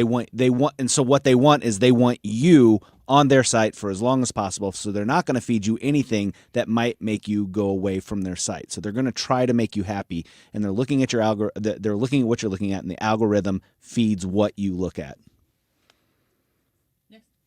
Did we answer the question? We did. Next question. You got one, Brad? Sure. If you could live in any time period other than this one, what time period would you pick? So family, everybody's the same, but you pick a different time period. What would you pick? How far apart does the time period have to be? Because can I go back to the 90s? Let's do it by centuries. Centuries. Oh, I'm uninterested. No. I'm gonna pick 2500. 2500. So you want to go in the future? I want to go in the future, see what's going on. Is it better? Is it worse? Has Jesus come back yet? I just want to know. You get there and it's like, wait, where is everybody? Wait. Yeah, I think I would want to go toward the future. I like where I'm at. I think that I was put here for a purpose, and I live in this time. Going back in time does not interest me in the least, because there's so much that we have now that I wouldn't want to go back and not have. So I think that I would have to go in the future, because maybe there's more good stuff if staying in this present time isn't the option. A series of questions from Quick Rick on YouTube. Ask Me Anything for Ryan. What's the best thing about working for Annie Fry? Oh, her charm. Definitely. When she is on, she is on. You know how a politician makes you feel good, even if you know they don't really care? That is close to what I'd say about Annie, except that she cares. Oh, wow. Her charm. This is the most convincing delivery I've ever heard, right? Mm-hmm. Yep. And it comes from the heart. That's what I always say about you. It's rehearsed, because I've said it so many times. Why'd you have to practice it? Because I get that question so often, and I have to answer it the same way to be consistent. Are you done? Yep. That's the complete answer? Quick Rick follows up. Annie Fry, what's the best thing about having Ryan work for you? Quick Rick, I would say the thought that you think that Ryan works for me. that's the best part. I'm working towards him thinking he works for me, but I haven't got there yet. Yeah, before the show, just like with David Koechner, before the show every day, she goes, "You're going to do this today." And I'm like, "I work for Odyssey, not you." And then we go live. And I'm like, "Go get him." And we're like, "Hey, there's that on-air charm I was what talking happens about." is magic. Sometimes. Dale follows up with, "Where would the show be without Brad?" Dead as a doornail. No guests. You wouldn't be able to hear us. No audio. Nobody turn our microphones My on. mic's not potted up. Be nothing. Yeah. Ryan, realistically, explain what you do for the show. Seriously. Let people know what you do, if anything. I think I provide needed levity, obviously, because you're so goofy and funny that sometimes people want to hear. Do you know what levity means? Yeah, sometimes people want to hear the news, and so that's why you have Wiggins America. That's why you toss to me sometimes. Google when you're like, levity. I will. What do you think levity means? What does levity mean? What do you think it means? Levity refers to a lack of appropriate seriousness. Oh, that seems like the opposite of what I was trying to say. But it's spot on. I don't know if you did that on purpose. I don't know if this was Trumpian 4D chess or just stupidity. But that's your charm. That's what you do for the show. You keep us guessing on, is he that funny or is he that... Fill in the blank. Yeah, Go ahead. listener. Just comment online and like and Let me thumbs tell you up and too, subscribe. that when I said levity, I was actually thinking about David Blaine and levitation. Because I've been trying to do that. As you know. Means flying, right? Off air, sometimes we go to What do wide you shot. do for the show? What is your job? I really don't know. The camera's even quitting on us. I don't do much. I come in here. You better hope your boss with Odyssey's not listening. With very little prepared. And I will say the hardest part about my job is that I actually don't know exactly what's going to happen. Let me ask you this question. How much of what we do on the air, if you and I are going back and forth and maybe making a funny or two, how much of that do we prepare? What percentage? 0. It's none. There is. That is as serious. I of a can't response think as of possible. a time. I mean, maybe for online stuff once in a while, or we prepare to do like election night or something at your house. There's a little bit more thought. Yeah, I prepare you an election center. That go into a little bit of that. Which is made of my children's Mickey Mouse desktop and a green screen background. I literally I can't think we put you in prison. Of a single time, that you've ever said, "Oh, this would be really funny if we did this." Like you say this and then I say this. That's never. It wouldn't be That has funny. never happened. More often than not, if we start to say something that's funny off air, we're like, "Shut up." Yeah, we don't save it. I specifically don't want to have conversations before the show or in breaks in between segments that are based on stuff that's going on because I want to talk about it on the air. I'm not pretending that we're having the conversation for the first time on air. Yeah, like the other day, I was talking about my kidney stone being really, really big, and I didn't know it. And then off air, I was like, I always thought I was a kind of a weakling. And you're like, dang it, why didn't you say that on the air? Yeah, I want the sound like, bite. well, it's true. I actually thought I was weaker than that. Brad, what do you do for the show? My day starts with, well, let me just put it like this. I cut the audio. I find the audio, procure most of the audio. Annie and I collaborate. She'll send me clips too. But the audio, the video that you guys hear and see on the stream, that's I gather that, I prepare that, I organize that into topics, into segments. If you're watching on the stream, I'll hold up a clip sheet. I find these cuts. The highlighted stuff there on that list is the topics. I put all that together. I book guests. I coordinate with Annie on what the major news stories are and what guests would be best for those major news stories. And sometimes I book guests and I don't tell Annie and I just surprise her with, Lisa STL or somebody like that to come in and give her an award. I also work on the YouTube channel, manage the chat. Annie and I work together to cut the highlight videos that go up of the full interviews. We work together on the shorts that you guys see. So a lot of that stuff, a lot of the nuts and bolts. And then the shirts. Well, I pretty much do that. Yeah. Anyway. And then on air, I pot the boards up. I make sure that what audio plays. Whenever the music doesn't play on the stream, that's me. Whenever the music plays on the stream, that's my bad. I'm not trying to do that. But there's 1,001 things that go in front of me. I looked one time. I think I have like 8 screens in front of me, everything doing something a little bit different. Rick says, Brad, you're a genius in what you do. Real quick before we go, Ryan, how would you describe what I do for the show? Charming. Oh, Brad or me? Charming. What you do for the show? Mm-hmm. I mean, fearless leader. Oh. Yeah, you are the person who does the show. What do I do for the show? You put your name in front the of it. show. The show. The show. So that's easy. No sarcastic remarks or nothing? Well, that was pretty sarcastic. Okay. You didn't mean it. No. I got you. Real quick around the room. Do you like the latest James Comey indictment? Yes, no, or not really, but I'm entertained, Brian? No. No. No. Brad? Not really, but I'm entertained. I'm in the not really, but I'm entertained group as well. You all voted on the Annie Fry YouTube live chat poll, and 12% of you are with Ryan and say no, always in the minority. Not really, but I'm entertained. 22% with Brad and me. 66%, 2/3 said, yeah, you like it.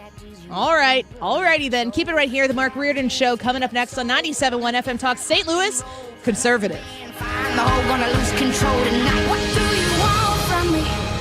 I'm not a married to sweet. Time now for today's Spotlight on Money, sponsored by LendSeek. If you're out on a date with someone who's talking a big financial game, they could be making it up. I'm about to close a huge deal, or I've got this amazing house I'm looking to buy. Respondents to a recent survey from a dating app say they want to see tools that screen out so-called financial fakers. Financial planner Chris Everett says some people even believe their own tall tales. It's not necessarily deception either. I'm Rob Hart. If you own a business, you've heard it all. From fast funding to easy approvals, everyone says the same thing. LendSeek is different. We show you what you actually qualify for. LendSeek's AI-enabled platform matches you with funding options with no guesswork.